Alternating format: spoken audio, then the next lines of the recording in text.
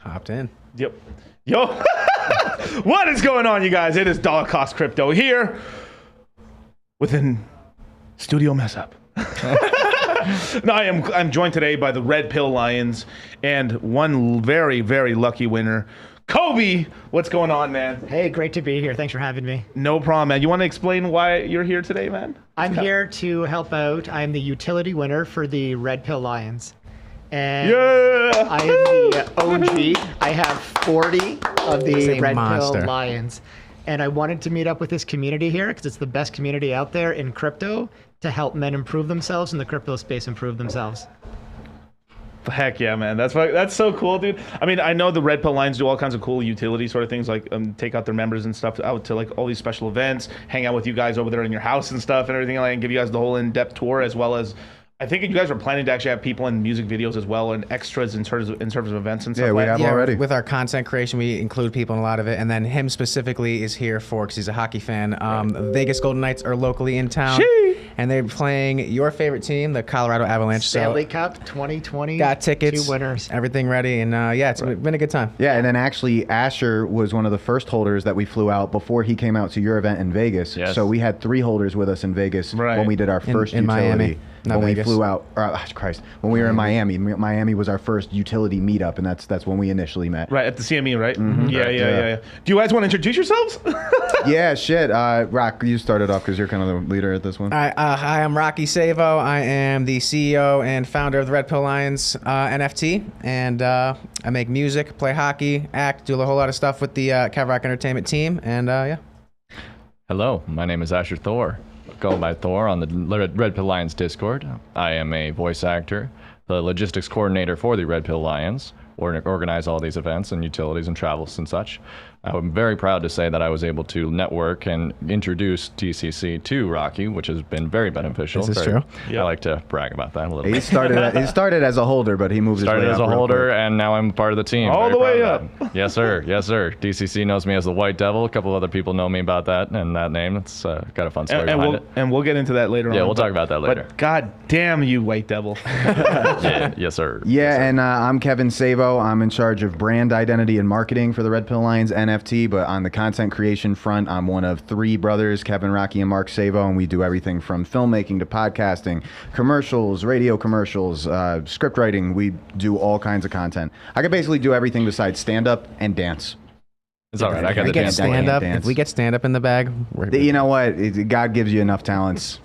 You don't gotta, you don't gotta try to pile it stand on. in the spotlight. Yes, sir. Yeah, you're bound to try that one thing that's like, okay, you've overstepped it. But I'm happy with everything we've done, and coming from the filmmaking world, it helped a lot to be able to do something authentic when it comes to marketing. Right. I know there's a form of kind of like fake authenticity in certain marketing, but when it came to doing an NFT, I thought, you know, we really need to be of course, you know, when you do an NFT, you need to be fully doxed. Like, people need to know who you are. They need to know what you're about. They need to see your message, but they need to know who you are so that they know that they're not getting involved in a scam. But then I just thought, shit, let's show it through a YouTube channel. And then that spawned into a podcast and documenting all of our utilities and kind of showing the growth of things that happen here. Like, you know, like these guys are holders that became friends, or holder that became a friend and business partner. Right. So all the networking is documented, the podcast, everything's kind of all lumped into one. Yeah, you guys are like trying to make like the Savo cinematic universe. Yes, sir. In a way, yeah. That's crazy. I mean, the first thing I ever told Asher was like, "Yo, who are the people who are actually running it? Like, who is it? Are they docs?" And so that's literally what I asked you at the first time, man. And I told you they were the most genuine, hardworking individuals I have ever met in my life, second to you. Like, you guys are all the reason why I linked up and realized that you guys were so dedicated to this project was your words, your perseverance, and what you're about, and your vision. Like that's what drew me in. Thank you. Yeah, it's easy when you can just be passionate about something. When you're passionate about something, you don't have to convince, because you speak with so much conviction because you care about what you're doing. Right. Yeah, I said this when we were in your course. The really cool thing about being in our mid-20s is we have a sense of authenticity almost by accident, because our first utility was to fly out 3 holders to meet Rolo and get their book signed. But since we're not some like huge corporation that does this corporate giveaway where it's like, hey, we'll pay for your flight, but you pay for your own hotel and you get to meet Rolo for 30 minutes and shake a hand, take a picture and fuck off. We're in our mid-20s and all the holders were in their mid-20s. So we were like, fuck it. Even before we see Rolo, even before we go to the CME, even before we fulfill the utility, you know, we got this nice ass Airbnb. Everybody come through and let's just fucking turn up. And we ended up doing that the whole week. So that's part of how these relationships are formed. And then also it taught me that networking, I used to think networking meant handing a business card to somebody or sending them your reel and hoping for the best. Now I've learned that all the networking happens within the time you spend together. Yeah. Mm-hmm. You know, it's more so like I've hung with these guys, I've worked with these guys for an extended number of days. That will never be topped by sending your best reel, your best business portfolio. Because they can't gauge you and vice versa. In person, you can tell by looking at someone's eyes if they're genuine or bullshitting. Yeah, look at all the time you spend with the people you work with. Oh yeah, dude. I mean, well, a lot of people in person, but obviously, I mean, me and Charlie have a really, really unique kind of relationship. That is soon to change. That is soon to change. Finally. Charlie's been rugging me for years, but no.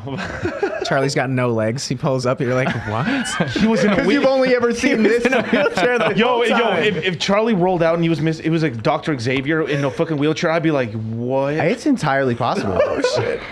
That would totally shock me. Crypto Xavier. Yeah, crypto. It's like, he's about to go up. But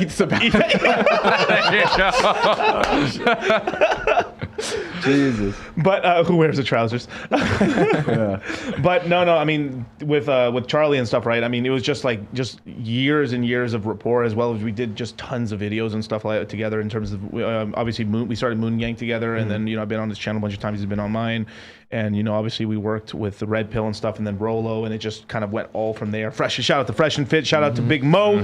That episode you guys did with Big Mo is crazy, Dude, son. he's awesome. I love Big Mo. Shout out to Big Mo. Can I say real quick? I go up to Fresh and Fit kind of like by association. Fresh and Fit didn't want me up there. They weren't like, oh, here's this guy who's got 3,000 subscribers. Let's bring him on. But I go up there because I know the whole gang. I was joking that when I'm up there, it was all the Red Pill Avengers. I was saying it was like the Expendables that has all the action stars from the 80s you wanted to see, and for some reason Miley Cyrus's boyfriend got stuck in there. I'm like the one kid that nobody wanted to see. I'm sitting on the couch next to you. Yeah, I didn't even really fully knew who you were at that point. I don't think you fully knew who I was. I didn't.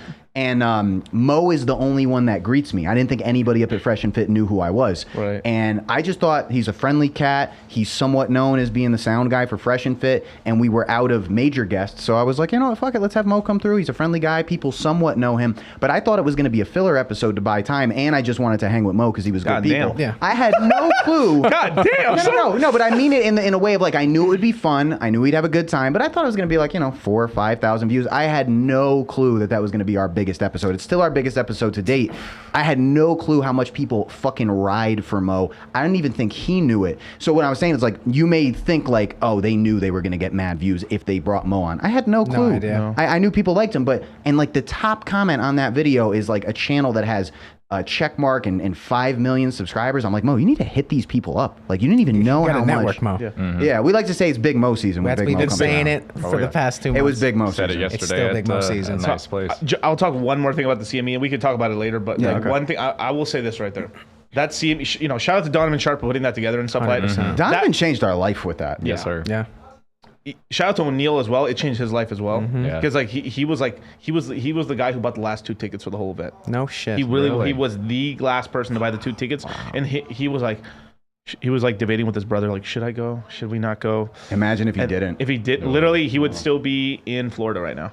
Wow. Yeah. Yeah. Life's crazy. Yeah. It is, That's no, some it's shit. really crazy. I tell you one thing about this space, man. Until you're in it, you have no clue what the fuck you're talking about just watching it on YouTube. I'm not going to die on a hill for the Red Pill community, but you go to events, you put your best foot forward, all the work that you did leading up to being at events like that, you know, it comes into play, and it only takes shaking the right hand. But I tell you one thing about this community, like, if you're really about something, they're about getting you involved in a way that I never anticipated. And so O'Neal was able to take advantage of that too. He's got a great presence, being like the most built dude that was at the CME. I was trying so hard to be like, go sit on the couch, bro. Sit next to us, bro. Come on. He was like, I don't know, man. You know, that's O'Neal right there for you. But like, he's such a great guy. But the CME, I feel like as soon as the CME happened, the Red Pill took off. Like if it was already taking off. I mean, you obviously had all the stuff that was going on. You had Rolo and stuff, and that you had obviously Kevin Samuels before he died, rest in peace, and stuff like that. But like right there, everybody stopped fighting. It was kind of like a kumbaya moment. Some people like just buried the hatchet. Let's go. Everyone hooked up from there, and then bam, the Red Pill started taking off, and then we had Kevin Samuels blow up more, and then rest in peace, and then the Tate stuff. He happened died right just before that. Yeah. Just before that. Yeah, and then the Andrew Tate stuff that popped off right after there, Right and then, after. and then we're in the middle of it right now. But the cool thing is like everyone stopped fighting, everyone started working with, everyone started collabing. Oh no, again. I fought with a couple people at the yeah. CME. No, I'm playing. It was excellent. This is also like Rolo's year too. Yeah, like, he is yeah. nowhere. Big Mo He was season and Rolo year. Rolo's always had his status, but he was nowhere near as popping this year as he was last year. He was just kind of doing his thing, but this year he is. putting This the was work in. his year. Yeah. In my opinion. Right. So I have a really cool question. So obviously, right, we've got the winner Kobe here and stuff like that. He went through the NFT. So can you explain a little bit like how someone would win? Right. Obviously, like I go mint one or I go buy one off of a Red Pill line off of OpenSea. Then from there, right, Rocky, I go sign up to the Discord and stuff like that, and it's obviously you connect your stuff and everything like that, Yeah. so you know how much you have. How does the contest work? Is it just like you randomly go like with your eyes closed, going like Yeah, to I the mean, screen? for like when we started doing whitelist spots, when we would Okay. give a couple away, we would do like a wheel, but it's not as like as cluttered for certain utilities as you think, because we have so many that a lot of our holders like to be able to, I'll do this one a little bit, or I already got a utility, let some people get some other ones. And for something like this, it's kind of just based off gauged interest. You speak out, you put out a post asking or telling people about what we're going to be doing, and then being like, who's interested? And literally, if you are an NFT holder and you're in our Discord, all you got to do is say, hey, I'm interested. And then as we move forward with that purpose, that process, like we did with Kobe, what we would do is basically hit you up, talk to you, respectfully make sure you're not going to like harm anyone, and then There is a no, vetting seriously. process. Yeah, there's a vetting process, but at the same time, a lot of it is just like genuinely being like, hey, so this is when we're trying to plan on doing it. Can you get out of work? Are you available? Right. And then if they have stuff going on, or they got the kids, or whatever the case may be, respectfully be like, yeah, I mean, if it doesn't fit for you, and he's like, yeah, okay, we'll move on to someone else. And then that pool from, if 12 people say they're interested, and it gets down to 5 based on scheduling, then basically it's just kind of like, I guess it's a draw, but we're just kind of like, okay, this is who we kind of think should be going forward with it. Like, for example, we've held out all utilities for Kobe because he won this what's it called, the trip. He won the trip, yeah. So then we Super Mega Ultra. the Super Mega trip to Ultra Vegas. Vegas. Ultra Utility. Supermarket Sweep. And then we gave him, we dropped RPL duffel bags. We gave him a duffel bag full of merch and a whole bunch of stuff. We gave him the Cold Approach cologne. We dropped a cologne line. You guys have it on you guys right now?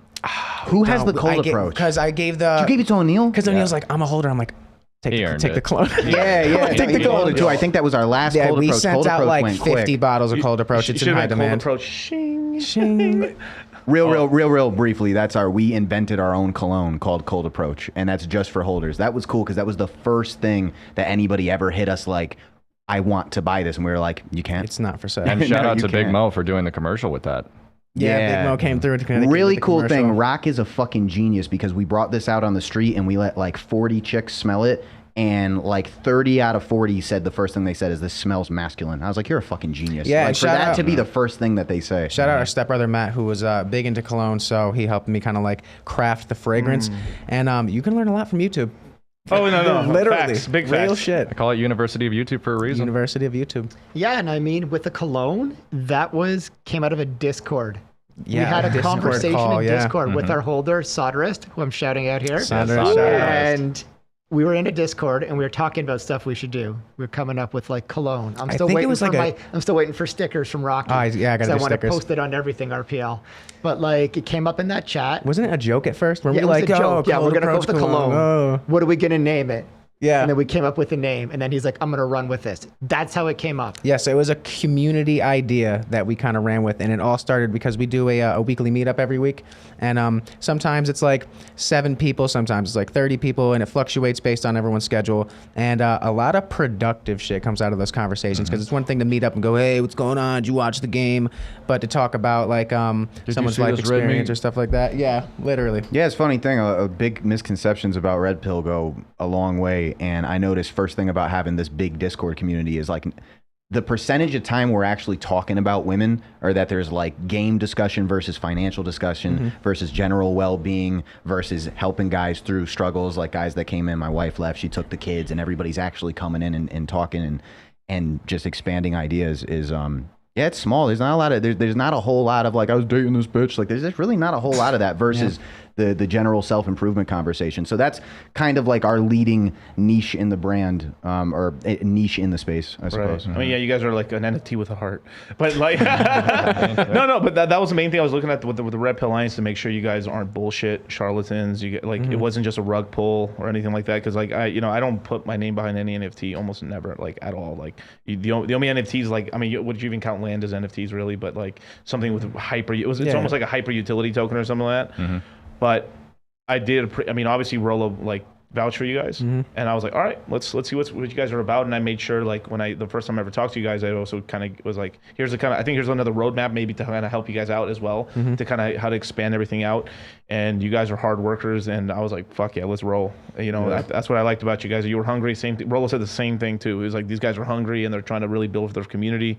And you guys are going to make it past this bear market, and then when this bull market starts up, Jesus Christ, it gets crazy. Ready to roll. Yeah, I'm excited. But with that, I actually want to ask Kobe a couple questions and stuff. Like, can you give a little bit of your background and stuff? Because like, you have a crazy financial background, actually. Yeah, like I have a degree in economics and business from a university in Canada. I'm a financial planner.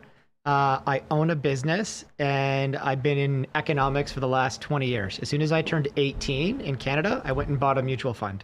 I've been investing in stocks since I was 18, and I'm an old man here. I just turned 40 about 3 weeks ago. Don't say that, man. I'm 9 years away. Stop saying So don't say that to me. I'm in finance a lot, and then I run a business. So I invest with my business, as well as I invest with my own personal assets. So I come from a macroeconomic background. No, nice. And no one ever introduced crypto to me properly until about 2 years ago. So I'm at a crypto club in Canada. So shout out to my boys there if they're watching. And they explained it to me in a macroeconomic way that helped me understand how to explain it to other people and how to invest in it myself. Because I had capital, but I needed a good reason to invest that capital into crypto. Right. And as soon as I had a good understanding, I could figure that out. Can I ask you a little bit about that capital part, right? So obviously you're really well versed in like mutual funds, ETFs, stocks and stuff like that. And then did you ever play around with options? No. So like, thank God.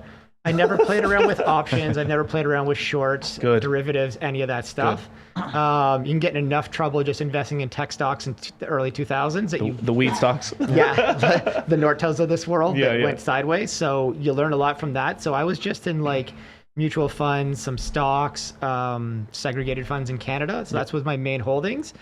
But I knew there was something else better out there. I just needed someone to explain it to me properly. Right. So at the time, because I'm just trying to figure out your mentality and stuff, right? Because it's like most people, I mean, you have usually younger guys, or you have these really plugged in like older guys and stuff. And I wouldn't say you're old. You're fucking only 40, bro. Like we just talked to a guy who's 53 years old, and I would have said this fucker's 32. Like he's younger than jacked. I'm talking geeked out and stuff. I told him 40 means you just got finished being 39. That's it. God damn it. True. That's it. That's all it is. fucking logic. No, but Yeah, because when you think of 38, 39, you don't necessarily say old, right? That's all Right. it is. You just got finished being 39. Sorry, go ahead, continue. but I'm an asshole. My bad. red pill lines for you guys. No. But just looking like obviously, so with something going on in the equities market, because like there's kind of two types of markets. There's the U.S. market, and then there's your local market, right? And because like Canada has its own stock market. Every country around the world has their own local equities market for the most part and stuff. And then there's people who like are more nationalists where they only invest in their own country's stock market versus the worldwide. Most people, if you really want to make money, you invest in like U.S. companies for the most part or international companies. Was something going on in terms of like the gains were just not enough for you, or why did you have so much like leftover cash flow? Yeah, so what it is I've been investing in Canada, US, and international forever. Okay. So as a Canadian, our market is what, a 16th of the size of the US? We have the Toronto Stock Exchange here, but I'm well versed in Canada and US. Got it. So I can't complain. I've been getting like 10, 12, 13% returns for the last decade, which is fine. Yeah. That's fine there. But as everything was kind of going, I know there's a better way to invest the assets. And I had heard Bitcoin being brought up in like 2017, 18, but no one explained it to me in a way.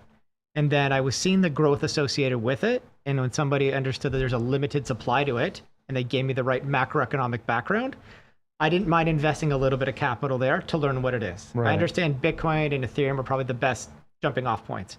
But once I learned more about the space, I try to look at more videos of other good YouTube that provide educational use. And that just went me down a rabbit hole for 6 months. And then I was all in on kind of the space and what it can provide for rates of return. I want to retire in the next 5 years. I'm 5 years and I'm out.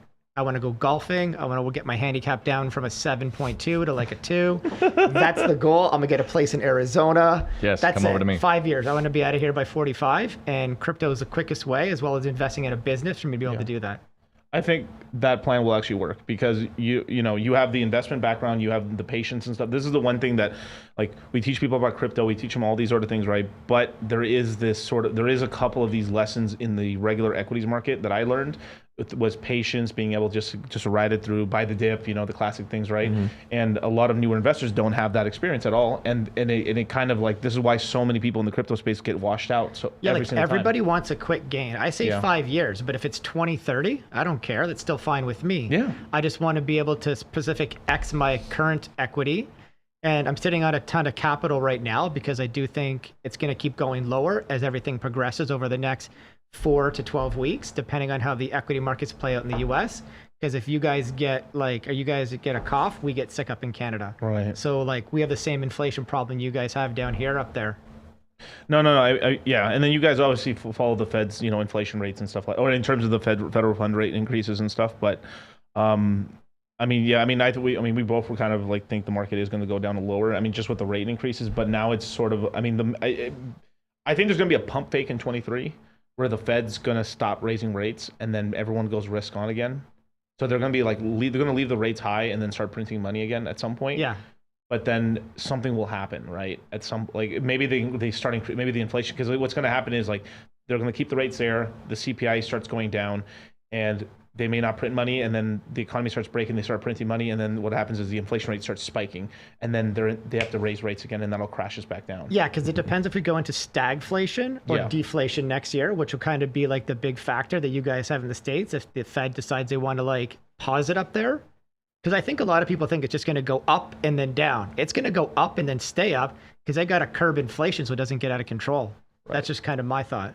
So it's really interesting that you're their business. I mean, like this is kind of what I was doing too. I mean, when I first started in crypto, I mean, right before I started in crypto, I mean, I owned like 2-3 businesses. I had equity. I was a stock picker mostly. I didn't get into ETFs. Well, I sold all the ETFs and went straight into stock picking. But at that point, right? I mean, how do you balance for yourself, like how much capital you're going to take to further increase the business, or you're just going to leave the business on idle and just have it like as like a cash cow for yourself? So what happens is I run a business and I've got cash. I always want to have on hand to run the business, right? Right. But anything outside of that, I'm going to invest. I either want to invest in the business itself. If I've capped out on the business, then what I'm going to do is I'm going to invest in the equity markets. So as soon as I had enough And the business is only 3 years old, so that's how well Got it. things are going. So I was started first with mutual funds in Canada. I could get a corporate account for that. Yeah. And then I'm like, what am I doing? I need to get at least some percentage of this into crypto. Yeah. So my goal is to have about 50% in crypto and 50% in typical mutual funds. I think that's a good balance approach. But actually. with the crypto, I can't go crazy on it. Like, because it's limited. I mean, I'm not sure. I would, because like I know in our certain, holdings are limited Okay. with a corporation, and I could be wrong. There could be more out there. So if anybody's out there, please let me know. Yeah. But essentially, I'm just in like Bitcoin and Ethereum because that's what I can easily get under the corporation heading. So anything in there is covered by our corporation in Canada. Got it. You gotta later let me know what other things are available for you and stuff like that, and then we can Yeah. definitely talk and stuff. But I think that's perfectly fine, especially for like your age and stuff and everything, and then what you got in terms of business and savings and stuff, because you've been building up wealth for quite a while already, and Yeah. like you've been investing since 18 years old. And like me, I couldn't really even get that because like there was, well, you know this, right? Back in the day, you needed a certain amount of money even to start an account. Yeah, you guys have different rules in the US we did in Canada. Okay. So as soon as I hit 18, I went to the bank with my parents. I had like $1,000. I'm like, give me the like science and tech fund in 19. Man, I was fucked then. In 1999, Goddamn, dude. 2000, right? So that's what I got. I got hammered, but I learned a lesson, right? Right. Got $1,000. But I've never stopped investing since then. So I've been investing since 18 years old, which would be 2000. Dang. Okay, that's really cool. You I have mean, wins, you have losses. I never did options or anything crazy. yeah. But I at least want to kind of educate myself, and I've increased my net worth substantially over the last 10 years. Yeah, they wouldn't even let me open a portfolio. Like, I think initially when I graduated in 2009, they were asking me for $10,000 to start an account, and I was like, "Is there any way I could start lower?" And then as time went on, they dropped from 10 to 5 to 3, and then eventually Robinhood. Right. Like think of the barrier to entry. Right. The barrier to entry to crypto or Robinhood like you guys have here is nothing. It's nothing anymore. Yeah. Right? Like we've got stuff in Canada where it costs you nothing. You shake your phone and they'll give you like 100 sats a day. Whoa. So like it's called Shake Pay, and what it is you shake your phone. I wake up every morning, shake my phone once a day, and you get 100 sats, and it goes all the way up to 1,000 sats after 200 days straight. So I'm about at 180 days right now. So as soon as I get to that, I'm getting 1,000 sats a day for just shaking my phone. He was showing me that earlier, and I was like, "What?" I try to get people on that. Say, What kind of maple syrup are you guys drinking up there? Trust me, they think I've got a tin hat on up there. And I'm telling you, I try to do it. I try to explain it to people, and they just give me the shake of their head. I got my wife to get it on her phone. She shook the phone for 9 days, then she forgot. I'm like, this is like 10 cents a day. In today's value, that could be worth like $4 Right. a day in value. But When you were telling me that, I didn't know that it was one shake a day. Right when I heard that, shake your phone and you get this in 10 cents, I was like, how do I mine this? Okay, put the phones How do on I the mine washing it? machine and turn the washing machine on and let them go. well, it's like with a sweat coin. Right. Oh, right. Yeah, get yeah. the Like steps stepping or whatever. Yeah, yeah, like, yeah. so sweat coin. You get the steps for walking. The degree of difficulty Ponzi. gets difficult. Yeah, but it doesn't cost me anything. I just have it on my phone. I'm walking away. Right. I'm walking away. Good way to put it. That's hilarious. Damn, dude. I mean, and this is just like one person in the community. Yeah. Like Yep. this is like the level of people that are in the red pill line community and stuff, and in the red pill in general and stuff. You have people, self-improvement people. I mean, you would pass the mushroom, not the mushroom test, but what is it called? The the marshmallow test. Yeah. The marshmallow test. Where it's like delayed gratification test and stuff like that. It made me laugh that you say your wife did it for 9 days and forgot. And you're like, I'm on day 180. Step up your game. Step up your game. Yeah, I try to get my employees to do it as well. One guy was like, I was sick, I forgot it to do one day. I'm back to step one. I'm like, at least you're doing it. Yeah, that's true. It's free money. I don't understand why people. I can kind of understand someone forgetting for a day or something. Like You especially- wake up, you get your phone on, open the app, shake it, you're done for the day. Yeah. Every time before you log into Pornhub, just remember. It's like, oh shit, I'm on Pornhub. That means I gotta. You gotta shake. Yeah, the cool thing about having Kobe be a little bit older than us is it's not only for like us, like Kevin and I and Asher, like we're a little bit younger, but there's people in our Discord that are 16, 17, 18, 19, 20. There are people in our Discord that are in their 30s, people that are older than Kobe. So not only for myself, especially like myself being 23 years old, when I hear like you two specifically speaking or anyone that's got as much wisdom as you guys, even though I brought him out here for a vacation through the NFT and whatever the case may be, is when he speaks and when he has all the knowledge, when you're with smart people in the room, you listen to what they have to say and you soak it in and you apply it to your life. So being in the Discord myself, I gained so much value from education. So if you're in our Discord and there's someone older than you, hear what they have to say, If there's someone younger than you and you're like, hey, I want to hear a little different perspective, like use the community and the networking to open your mind a little bit more to different things.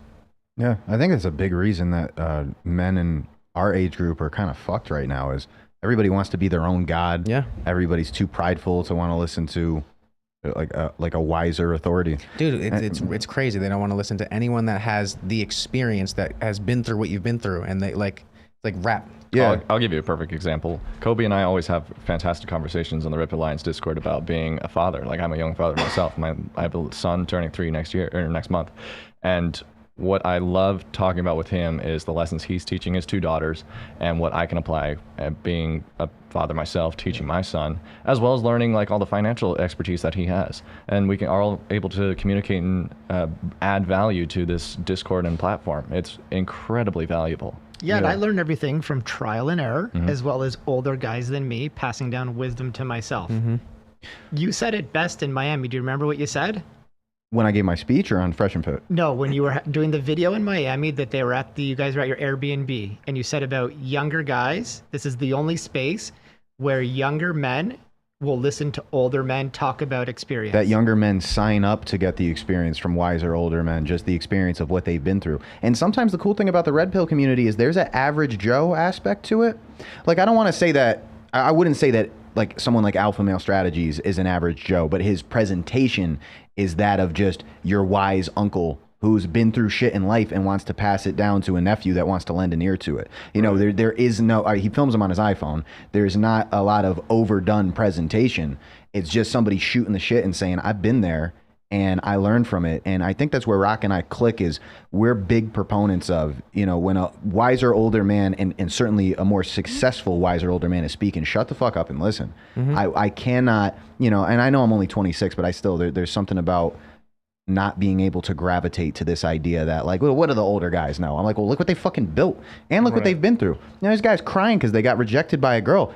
How many times do you ever think for 2 seconds, like, don't you calm yourself for a minute and go, this is something every man has been through. My dad must have been through this a million times. My uncle must have been through this a million times. If you're struggling in life to find your purpose, you don't think that my dad and my uncle, my grandfather went through this a million times and they still found their way. And that perspective really helps slow your roll a little bit. There's something about being young that's almost like a sickness. It's almost like a psychosis. Something about being between 17 and 21 is almost like a mental psychosis of being able to tune all that out and actually think that the world is just happening to you. My misfortunes with women, my misfortunes with finance, my misfortunes with trying to find my identity. And I don't know why they tune out that every young man must have gone through this. That, you know, the older relatives of my family have gone through this, and successful men went through this and overcame it. There's more of a focus on like the world is just happening to me and it's hurting me and I must be the only one, and that's when victimhood comes in. Yeah. Would you say that could be a part of like social conditioning with, my first thought is thinking of that as like solipsism and thinking that that's been implanted into the young men's minds. Potentially, I don't know if that's accurate. That it's okay to be a victim? Yeah, that's okay to be a victim, That and we're that all it's all victims? me. Like, it's not, okay, I'm a man. I need to bring value to the world. It's my job to add value. Like me, I got to coordinate all the logistics and the utilities and stuff, where we're going to go, what we're going to do. I need to, like, I have to figure out something I can provide. And the burden of having to set an example for a, you know, for your son that you know in the back of your mind, like, I can't just be some average Joe. No, I got fire under my ass. Yeah, when my kid's 10, 15, I can't just be like, yeah, I'm your pops and, you know, life is just kind of happening. Now it's just kind of happening to you. If you have any questions or concerns, fuck all if I know. And there are some dads like that. It's a real misfortune. It's very disappointing. Yeah, that's another point. Like, when there's someone older than you that is giving you some great information, there's some people that won't do that. They just won't do that. So if you have the fortune, if you're fortunate enough to have someone in your life, whether it's in a Discord or in your house or a neighbor, whatever the case may be, and that's an opportunity, you need to take it and listen, because not everyone's going to be like that as well. That you can be friends with a millionaire and might be like, yeah, dude, made the money and it's great. But there is a level of like, I don't know if I call it wisdom, but like more like you really have to kind of check who you are putting on a pedestal basically as well in terms of the information you're taking, because you could be listening for someone that looks successful but they're pretty like mentally bad, or it was there always is luck, right? And this is something like I'm actually teaching in the next courses is I'm going to have an entire webinar on luck. which is like it's kind of a crazy thing to even talk about, but there like there's that whole thing of like the harder I work, the harder I work, I get more lotto tickets to get lucky, right? And then sometimes they're just like, man, I was just walking down the street and some random shit happened, and like, damn, that was pretty cool, right? But there's a lot of different types of luck, but you have to but I think one of the best lucks is being the certain type of person that puts himself into certain situations where stuff can happen to them, right? If you never leave your house, nothing's going to happen to you, right? That was something I told Kevin. You have to chase the opportunities. That's why I'm from Arizona. I flew for the first time by myself all the way to Miami, Florida to attend the CME because I saw that as an opportunity to meet all the people I look up to and admire and glean a fraction of the wisdom and experience that they have. Yeah, most people just need momentum. Yeah. It finally clicked for me that I remember for years listening to motivational tapes and not getting a thing from it. It was wonderful listening material. Like, it sounded really pleasant to listen to some Jordan Peterson and to listen to a motivational speaker tell you got to get up off your ass and chase your dreams. But it was really just like nice listening material. And I grew up around so many people that always bought self-help books and always cited conversations and always quoted entrepreneurs, like just for the fuck of it, just because it sounds cute. It's a nice quote, go after your dreams and go chase it. And then I realized when you have momentum of your own, then that shit is useful. Like it's almost like an engine not being started. Once it's started, you're moving, and once it's moving, you could see everything that your own blindness was keeping you from seeing before, I think. Always been curious to know what got you into the red pill. On the red pill, what the hell was it? Well, you too, because it's not just like you guys could have just been purely financial guys that have no attachment to red pill. Yeah, like I wanted to better myself, to be a better man, to be a better example for my children, and to help those around me. That's it. And then I want to do better financially, and that kind of helps with that as well. I make mistakes. I learn from things. We're never perfect, but as long as we're going in the right direction, that's all I'm trying to do in life, is just become a better version of myself. Right. What was it for you, if you don't mind me asking? It was a breakup. Yeah. It was a break. But the thing is at the time, the red pill wasn't even a word really. Yeah. So it was just kind of like, damn, what do I do? And I looked up at I can't remember the guy's name and stuff, but there's this guy I was like, I got broken up with, and I was like, how do I dress better? How do I do the? I want to show this bitch. 19-year-old, 18-year-old Miguel, like that and stuff. And what was that? 2009, 10, somewhere in that range. Yeah. And but that stuck with me. It's a sting that stayed with me forever, basically from there. Because then I was just like, it really put me down the self-improvement route. And then I saw the Black Phillip show and stuff like that. Shout out to Patrice O'Neill, rest in peace and stuff. And then over time, I found Rollo Tomasi. I think I found Rollo Tomasi around I think he had just launched the second book. The second book. And then I was like, wow, this is crazy. Deep dived into all that stuff. And then from there, that's kind of how I found I found the I think it was called, I'm not sure it was called Rule Zero back in the day, but basically it's still called Rule Zero. Yeah, it was called so basically I found the Rule Zero guys, and then I found MLD there, and then after there I found Charlie, and then from there I got on this whole crypto. I was already on the crypto journey, but then I was like, let me find some other crypto people. So I was watching the red pill for just years and stuff, and then I actually did not watch Rule Zero because I just wanted to learn all the theory and all the stuff from all those videos. So I just kept I kept skipping them, honestly. Oh really? Yeah, I kept skipping the videos for a long time and just kept watching all the specific Rollo streams, or when he's talking about not sister wives, but like Alpha Widowed, and then like War Brides, and all the stuff, all the classics and stuff that he's talked about in the past, the classics, Rollo's right? greatest hits. Yeah, the greatest hits and stuff, right? And then so I would literally just watch crypto videos, and then there's something that I would teach people in terms of how to absorb massive amount of information. So I would be in a sort of a workplace in my business. I own my own business, right? And I'd be able to listen to content because it was my own business. I could do whatever the fuck I want. So I could have headphones in my ear for about 9 to 10 hours a day. So literally, what I would do is 4 hours in this ear, then switch to a headphone, put in the headphone, trying to protect the ears a little bit.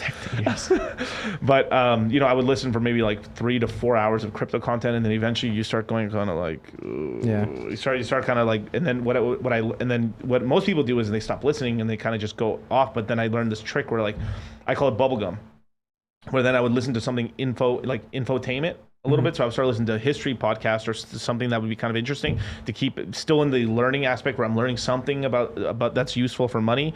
And then from there, I started just putting the red pill content in there. So I would be listening to crypto, red pill. And then like, oh shit, Rolla dropped a new stream. I listened to the whole Rolla stream. I was like, oh, that's so cool. And then eventually I caught up. I listened to all this stuff and I was like, oh, so now I was like, you know what? I've been skipping this stuff. Let me listen to this. So I listened to like 2 Rule Zeros. And then on something like Rollo randomly said like, oh yeah, and John has, I think John has like some crypto, the Tokyo Crypto Show. I was like, Tokyo Crypto Show?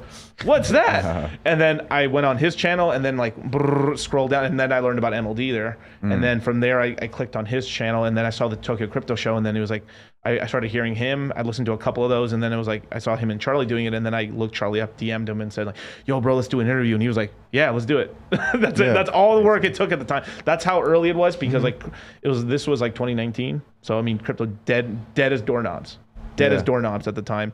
Maybe in 2019, and then hit him up, and then in early 2020 we like, let's do a crypto show together, and then I was like, let's do it every Sunday, and then Moon Gang was created, and then so literally all this studio and everything right here was because of just like I randomly just took the initiative to like keep learning and stuff, and then that's that whole self-improvement stuff, and then you got to take shots. I mean, the worst thing he could have said was like, nah, man, I'm a little busy. Okay, that's cool, bro. And then that's it. But like, if you don't take shots, you don't nothing happens. Yeah, right? There's a red pill in finance as well. Yeah. And there's a red pill in everything. And actually, the content creation aspect of the Red Pill Lions brand is supposed to cover the red pill in everything. I mean, the red pill, I'd say even scaling back from being a praxeology is really just a metaphor for seeing through the fantasy we are sold on everything in life. So we're sold a fantasy on the workforce. We're actually told it's more beneficial to have a 9-to-5 job than to take a shot at entrepreneurship or owning your own business. You know, there was an old saying that your parents might celebrate more if you get another 9-to-5 job that pays a little more than the last one, but might cringe if you say you're starting your own business because they're like, oh, it's going to be in the red for the first 3 years and you're likely to fail. There's no, wow, he's actually trying to do something for himself that's rising above the 9-to-5 grind. And then we're sold a fantasy about relationships. We're sold a fantasy by government, you know, that it actually matters who you vote for more so than the way the system always was and always will be. So we see the red pill in everything, and that's why our guests are so versatile. Right. I just remembered some part of the story where I just forgot. So obviously the breakup part is what like really like started red pilling me, like, God damn, this shit sucks, right? But I just remembered, so I remember being in like middle school and like wanting to have a girlfriend, or like, you know, just I want to have a girlfriend. You know, everyone's like, yeah, that'd be cool to have a girlfriend, right? Yeah. But like, I just didn't know what the fuck I was doing.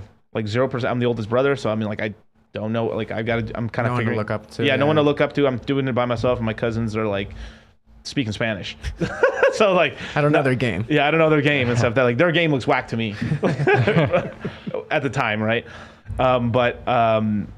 So I'm like, damn man, what do I do? And then I'm talking to my buddy Alfred and stuff like that, and then he shows me like, yo, have you heard of this book and stuff? It's called The Game by Neil Strauss. So I read that in high school, and I was like, that was the coolest book ever, because I was like, these fuckers are trying to pick up bitches. This is sick. This is the coolest thing in the world. It's a book on bitches. So, and then from there I read The Mystery Method and stuff, and I was like, Jesus, that's a bit complicated. After reading all that stuff, I mean, that's what really like showed me like, you can there's like an art to picking up girls away, right? There's some sort of methodology, right? But like the problem is I'm in high school. When am I going to a club, right? So it's like, damn. But the one thing that I learned in there was numbers game. And then that stuck with me for fucking ever. So it's like and then all I turned numbers game into, obviously with the girls or anything, but just take shots. Yeah. Shots. You have to try shots. And like, worst thing they say no. Or I mean, that's pretty much it. But like I think that really was the seed, because as a kid I was like, how do I figure out this problem I'm having? Yeah. Like, it's like, if you have a girlfriend, then you're cool, right? I mean, it's that whole, like, you know, the whole mentality when you're in high school and middle school. I mean, it's you know, it's a bunch of bullshit. Once you get out of high school and you get out of college, everyone's like, oh, that was retarded. Yeah. But you're in that sort of hierarchy, that sort of social hierarchy where like basically everyone doesn't have any money, so it's more about status, or like the way you show off money is just like you have new clothes. Your Jordans. The Jordans, the J's or whatever, right? So I was just like, cool, what's the status symbol? Like, oh, Miguel can get a girlfriend if I have a girlfriend. Proof. Yeah, the social proof. Yeah. God damn it, Rolo. Yeah, we want to start calling Mark social proof, the way he was all dripped out while he was here. Go ahead. Well, but real quick, it's so crazy to me that like, if you never broke up with that girl, you would not be here. Maybe you would, but like, she broke up with me. Okay, well, if y'all stayed together for whatever case may be, like, look at where you are now from one event like that. Right. Fucking branch off. That's so crazy. I think the same thing to myself all the time, because the really interesting thing is my first girlfriend, you could say the girl that red pilled me, was able to articulate things in a way that most girls aren't. So like when she took issue with me, she would actually phrase it like, I feel like I'm becoming the more dominant one, you're becoming the more submissive one. Like I'm able to walk all over you, like actually say it to you instead of leave it a mystery like most women do. And at the time I didn't even understand what any of that meant. I just knew it sounded pretty fucking negative. You guys were young. But it's funny because when I looked back, I was able, like, she was direct about it in a way that I now understand. So it helps you put it into practice a little bit more. But also, you know, I was thinking the financial connection to the red pill, a lot of that kind of just boils down to like a good key example is just marriage, because we're sold the fantasy and the moral on the importance of marriage before we're prepped on the financial risk that you're actually taking with marriage, which whatever your philosophy is, people lean more towards the philosophy and the moral and the religious aspect of it and the fantasy aspect of it before we get down to basically what we would say is uncomfortable truths. Like, it is an uncomfortable conversation to have about the prenup. It is uncomfortable to look at the divorce rate and how likely this is to not work out, and then how financially fucked you are likely to be. But we prioritize the fantasy first, and you're actually looked at as this like morbid person for prioritizing the financial aspect of marriage before the fantasy of how wonderful it is and how your girl will be able to tell her friends and invite her family. So I think that's a great financial tie right there to the red pill. I got a question. If you get divorced, can the woman who's leaving you get your crypto if it's in your wallet? Yeah, because she got the Ethereum. Well, she get the Ethereum. Jesus Christ. That's what I'm saying. Is she getting the Ethereum? Scared me right there, man. That's What the fuck? What the fuck? It's like, yeah, she's got the kids and she's got the Ethereum. And they're going to like, I don't think that. Yeah, but that's not it's possible, right? if it's in a cold wallet, where is it? Exactly. I don't think they can do that. Yeah, where is it? If you're getting married, put it all in ETH. I'll say this, like, fuck, this is, all right. It's still murky right now. The laws aren't put in place and stuff, but it's kind of like, this is why, oh my God. All right. I gotta really like touch this gently and stuff, but basically, I mean, if she don't know, she don't know. That's what. Yeah, don't even tell her about it. You don't even tell her. Don't be getting your girl well adjusted to Ethereum and understanding it, because most people don't understand it to begin with. So leave it that way. We will teach anyone about crypto. We don't turn anyone away. Doesn't matter what they do in their life or whatever, man, woman, anything or whatever, you know. But I do tell guys a lot of times, especially if they ask me in consultations and stuff, I tell them like the worst thing in the world you could do is teach your significant other or girl, like, you don't, basically if there's a girl you know that knows a lot about crypto, walk away. Yeah. For the most part, unless she really banging. I mean, really say that? I tell people in consultations all the time, if they ask me, it was like, hey Miguel, what about this and this? It was like, hey, I would really stay away from, like, if a girl really knows a lot about crypto, that's fucking dangerous. It is because right now we're in a sort of space where, like, they say, like, the numbers is like 2.5% of the world population's in crypto. As of what it is right now, actively, because the prices are down, I would say it's about 0.25% of the population of the world's actively using crypto and doing all this other stuff. But I would really tell, like, someone, because, like, you don't want to get, like, you could have your private keys there, you can run off with your keys and stuff and everything like that, and she wouldn't even know about it, and she wouldn't be able to rug you at all, because she wouldn't even know what the fuck it is. She's like, yeah, like, God. But the thing, here's a mistake a lot of people do, and it's going to happen. You're with somebody for a long time, and eventually you want to be in a relationship where, like, that's not going to happen to you, right? This is where the red pill's so fucking important. Which I mean, this is what I really like what Rolo does, is that he shows you all the facts, he teaches you everything, but you've got to implement it to your life how you want to. Where there's a lot of other red pill YouTubers where they're kind of, and I think a lot of them aren't even doing this on purpose, where they're kind of pushing their lifestyle on everyone else. Yeah. And so you know, if you're this whole, like, if you're watching a YouTuber and he's all spinning plates, fuck bitches and shit, you're gonna start leaning towards that side of it. That's what happened to me. Yeah. But that's the beauty of all the different creators, is that, like, if you resonate more with someone else rather than, like, so say if someone resonates with BOA or Alpha Male Strategies more than Rolo, then that's what it's there for. It's like a taste of music. If one person correlates more with this person rather than another, that's what it's meant to do. So, like, when people have beef about, like, should you cold approach, should you not cold approach, on like different content creators, one creator will say, oh, don't cold approach, it's not good. One creator will say, oh, cold approach, it's good, it'll help you get women. And they beef about that topic because, oh, he's saying that, he's wrong. He's saying that, he's wrong. If one thing resonates with someone else differently, because, like you were saying, it affects their life and they're implementing their life experience on, everyone has different experiences, that's what gives it the community allure. If it was all one mindset, it'd be like a hoe dictatorship. Right. Fuck, I just lost my train of thought. No, that's all. But But there's you just gotta be really careful. But the thing is when someone's with someone for a long time, eventually you're gonna talk about your crypto. You're gonna be like, oh, crypto's going down, it's going up. But so that's normal because you're super excited about something. You know, it's really passionate about it. I think that's really great. But the thing you should do it like, and I tell this all the time, right? And guys do it instinct. A lot of the smarter guys do it instinctually, right? Where they go like, you don't talk about when you're down bad. You don't talk about it. Yeah. Because it's like, you know, you only tell them when things are going good, and you don't tell them when they're going bad because they can't handle the bad. They cannot. Don't tell anybody when you're doing well. Yeah. Right. And I'll tell everybody out there, that is advice that I did not follow. And it's because it's like Sylvester Stallone said, it's like you're down and out and you're trying and you're trying and you're trying and you're hustling and you're grinding. As soon as something works out that everybody told you would fail, it's so hard to resist the urge not to put it in everybody's face. Yeah. I just moved away. Yeah, no, but don't do it because, you know, it's one of those things like Ethereum's up. It's like, y'all were talking shit, right? Ethereum drops. It's like, nah, it's like back on you. Yep. You know, and that's hard. Those Ethereum drops, hard. man. That's really hard. Let me give one more sage advice. I just remembered what it was, right? Okay. So now this is how this is the dangerous thing about like this is more of a red pill business sort of thing. Like you should never, for the most part, if you can help it, you should not put your significant other in your business at all. At any point, you should not have her on camera. And now I see people doing this. If it's a personal decision, that's perfectly okay. Just remember, it comes with problems, right? Because if I put my significant other on the table here and then we were always streaming together and we break up and shit, that fucks up my show. Yeah. That fucks up my money. That fucks up. Lost your co-host. You lost your co-host. You lost that. Imagine putting that in your business and stuff. You guys get divorced. Fuck. You want a degree of separation, her away from your business, as well as your public persona, because it's a way to attack you as well. Now, people make the decision. Now, some people use their female and their wife and their girl in order to lift themselves up, because if your wife's very pretty and stuff like that, it's like, oh, this is my girl and stuff. And then it's like, wow, look at Miguel's got this hot ass bitch and shit. And like, damn, so like I should follow him more. And it does give you clout because it's social proof. Yep. But it's a fucking two-edged sword right there, because it will cut you. It will cut you if that relationship goes bad. And how many times does the relationship go bad? A lot.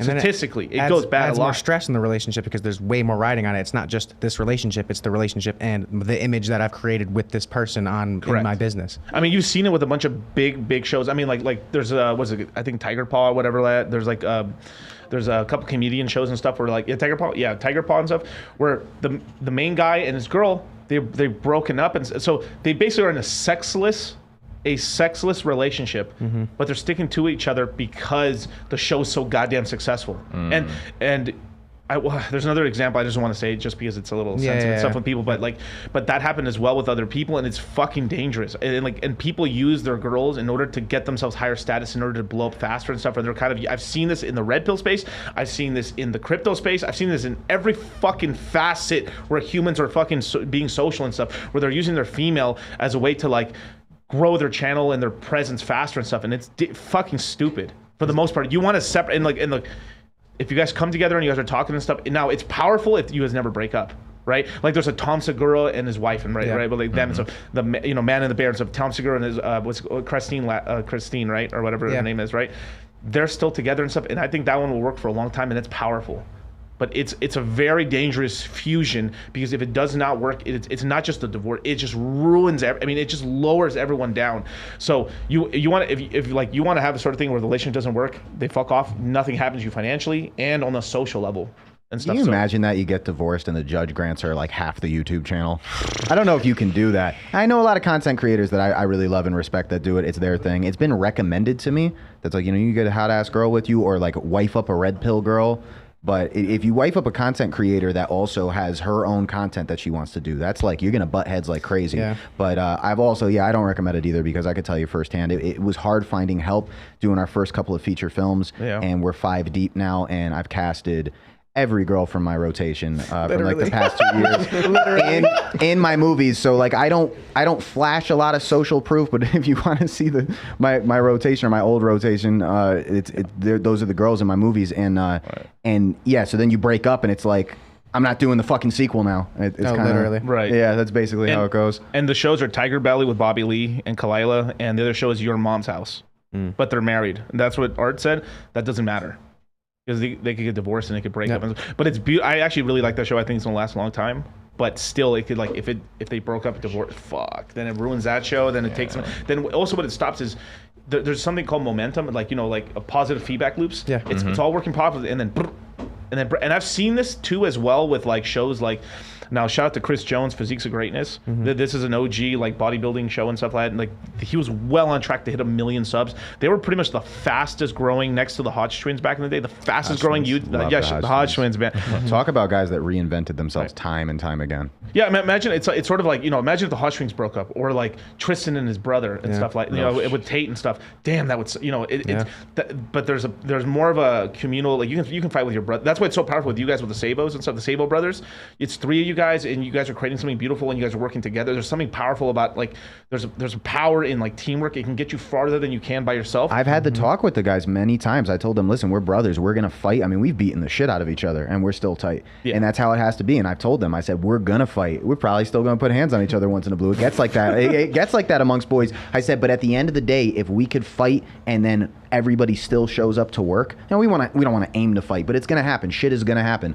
But if we could still show up to work because there's still a business that we all committed to, we have an upper hand on like 90% of groups. I mean, how many groups stay together? There's always egos. And that's a great way to look at it too when it comes to getting your woman involved in business or having a relationship in general. Think about how many friendships you couldn't even maintain with other men, and you think you got it all under control with your relationship with your woman, and you're going to tie her into whatever you're doing that's business related.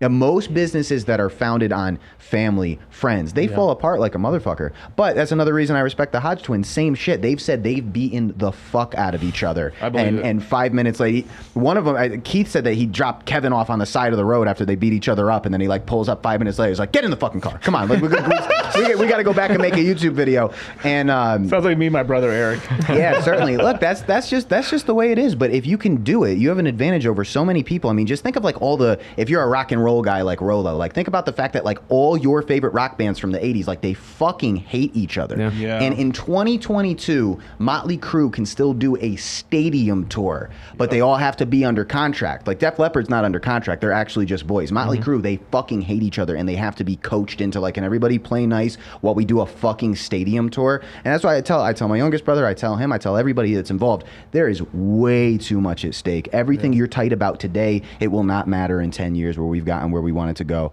Set the fucking egos aside. Let me tell you something that me and Charlie in private tell each other all the time since the beginning. I think we said this maybe on the 3rd or 4th time we did Moon Gang. And I told this to Charlie.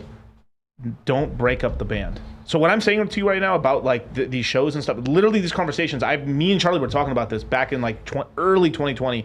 Don't break up the band because it kills the momentum and stuff like it is so fucking powerful. And this is why at least relationship with men can last a lot longer because they're more logical. Now you can have people that are a lot more like emotional. Like there's guys in their fields like act like bitches and stuff, but for the most part, that's why those like a partnership with another person that's a dude and stuff like that will last longer than it will a female because they're emotional. Naturally, I mean, but it's natural. That's what it is. And also, like, I mean, if you just look at the statistics, I mean, women initiate all the divorces. Yeah. Guys will literally, like, the guys instinctually are trying to keep this thing fucking rolling because it's more detrimental to their fucking life that they break up and shit, right? Yeah. And to keep it rolling and stuff like that. And so, I mean, this is the whole like mixing business with pleasure and stuff. But there, at some point, you have to fuse relationships with business and stuff at some points. And there's very few people that can really do it all by themselves. But you know, it is very powerful, and don't break up the band. There's a strength in numbers, and I say ego is necessary, pride is the devil. Like J. Cole says it. Go ahead. Let me give you my perspective of ego. I see it. I came from a theater background. I did musical theater for 6 solid years. I thought you said musical chairs. Yes, I did musical chairs for 6 years straight. This has been the longest running game ever. But I did musical theater for 6 years. That is everyone's working together to create a show. Right. We're creating an experience for you to come in and enjoy the scene, this production. I view ego as, instead of pushing everyone down to pull myself up, ego is having the strength to pull everyone up while you're coming up at the same time. Mm-hmm. That's my perspective. And now what's pride? Now pride, I see pride as pushing everyone down to push yourself up. Yeah.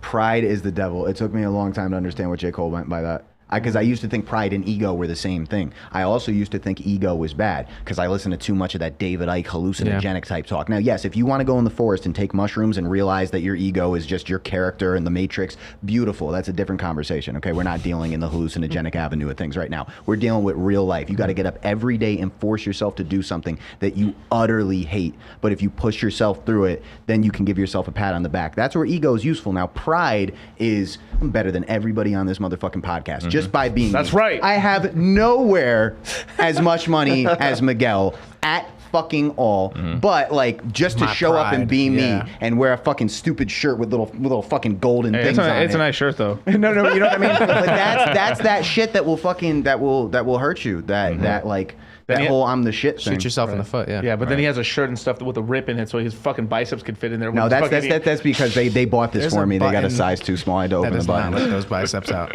No, but yeah, no, I learned that too. There's a real quick 2 stories that actually break my heart, like actually have brought me to tears. Okay. It's DJ Premier and Guru. They said DJ Premier said that Guru and him fought constantly. There were constant fuck yous throughout the years. They fight, they don't talk for months, then they get together again and make an album. But that last fuck you and that last time that they didn't speak for a couple of months, the next time Premier saw Guru, he was in a fucking hospital bed in a coma, and then he died.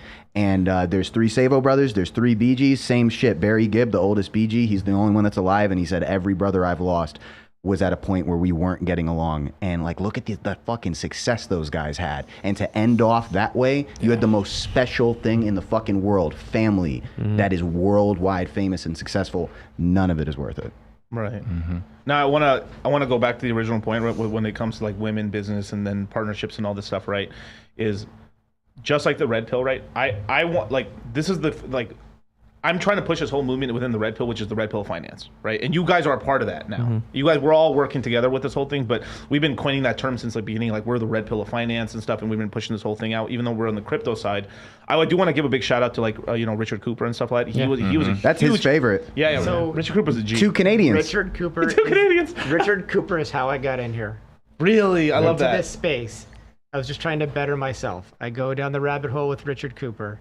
He says Rollo Tomasi. I read the Rational Mail. Then I find Ryan Stone on Yep. Roll Zero. Shout out to Ryan Stone. He's got the married men's mindset, right? So I follow these guys here. And that's how I ended up figuring out who you were, Miguel. So I got to all that space, but it all started with Rich Cooper, who probably lives within 15 minutes. I've never met him, but I've seen his fancy McLaren drive around. And I'm like, I know who that guy is. I showed up today when these guys came to get me from the airport with a nice Rich Cooper shirt on that he Nice. has do the work. So like he's what got me into this space here, and I'm even in a business class with him right now that he's running for entrepreneurs. Oh, that's really cool. Yeah, I mean, I think the first time I ever talked to him, I told him like, I've got tactical soap, and then I also got the beard oil, and I got no beard. No, I Have you two met? too. You guys met? Yeah, no, not in person, just over the internet and stuff. No. Just like Charlie. No, but I want to shout out to Rich Cooper. I think he's a great guy and stuff like that. And I think he's done a lot of this. I think he's done a lot of great in terms of helping the business acumen of the red pill space and kind of pushing that along, and I respect that a lot. But in terms of what I was talking about with but I'm trying to fuse basically what Rollo teaches in terms of like I'm trying to show theory, not prescriptions. I'm not trying to give you prescriptions.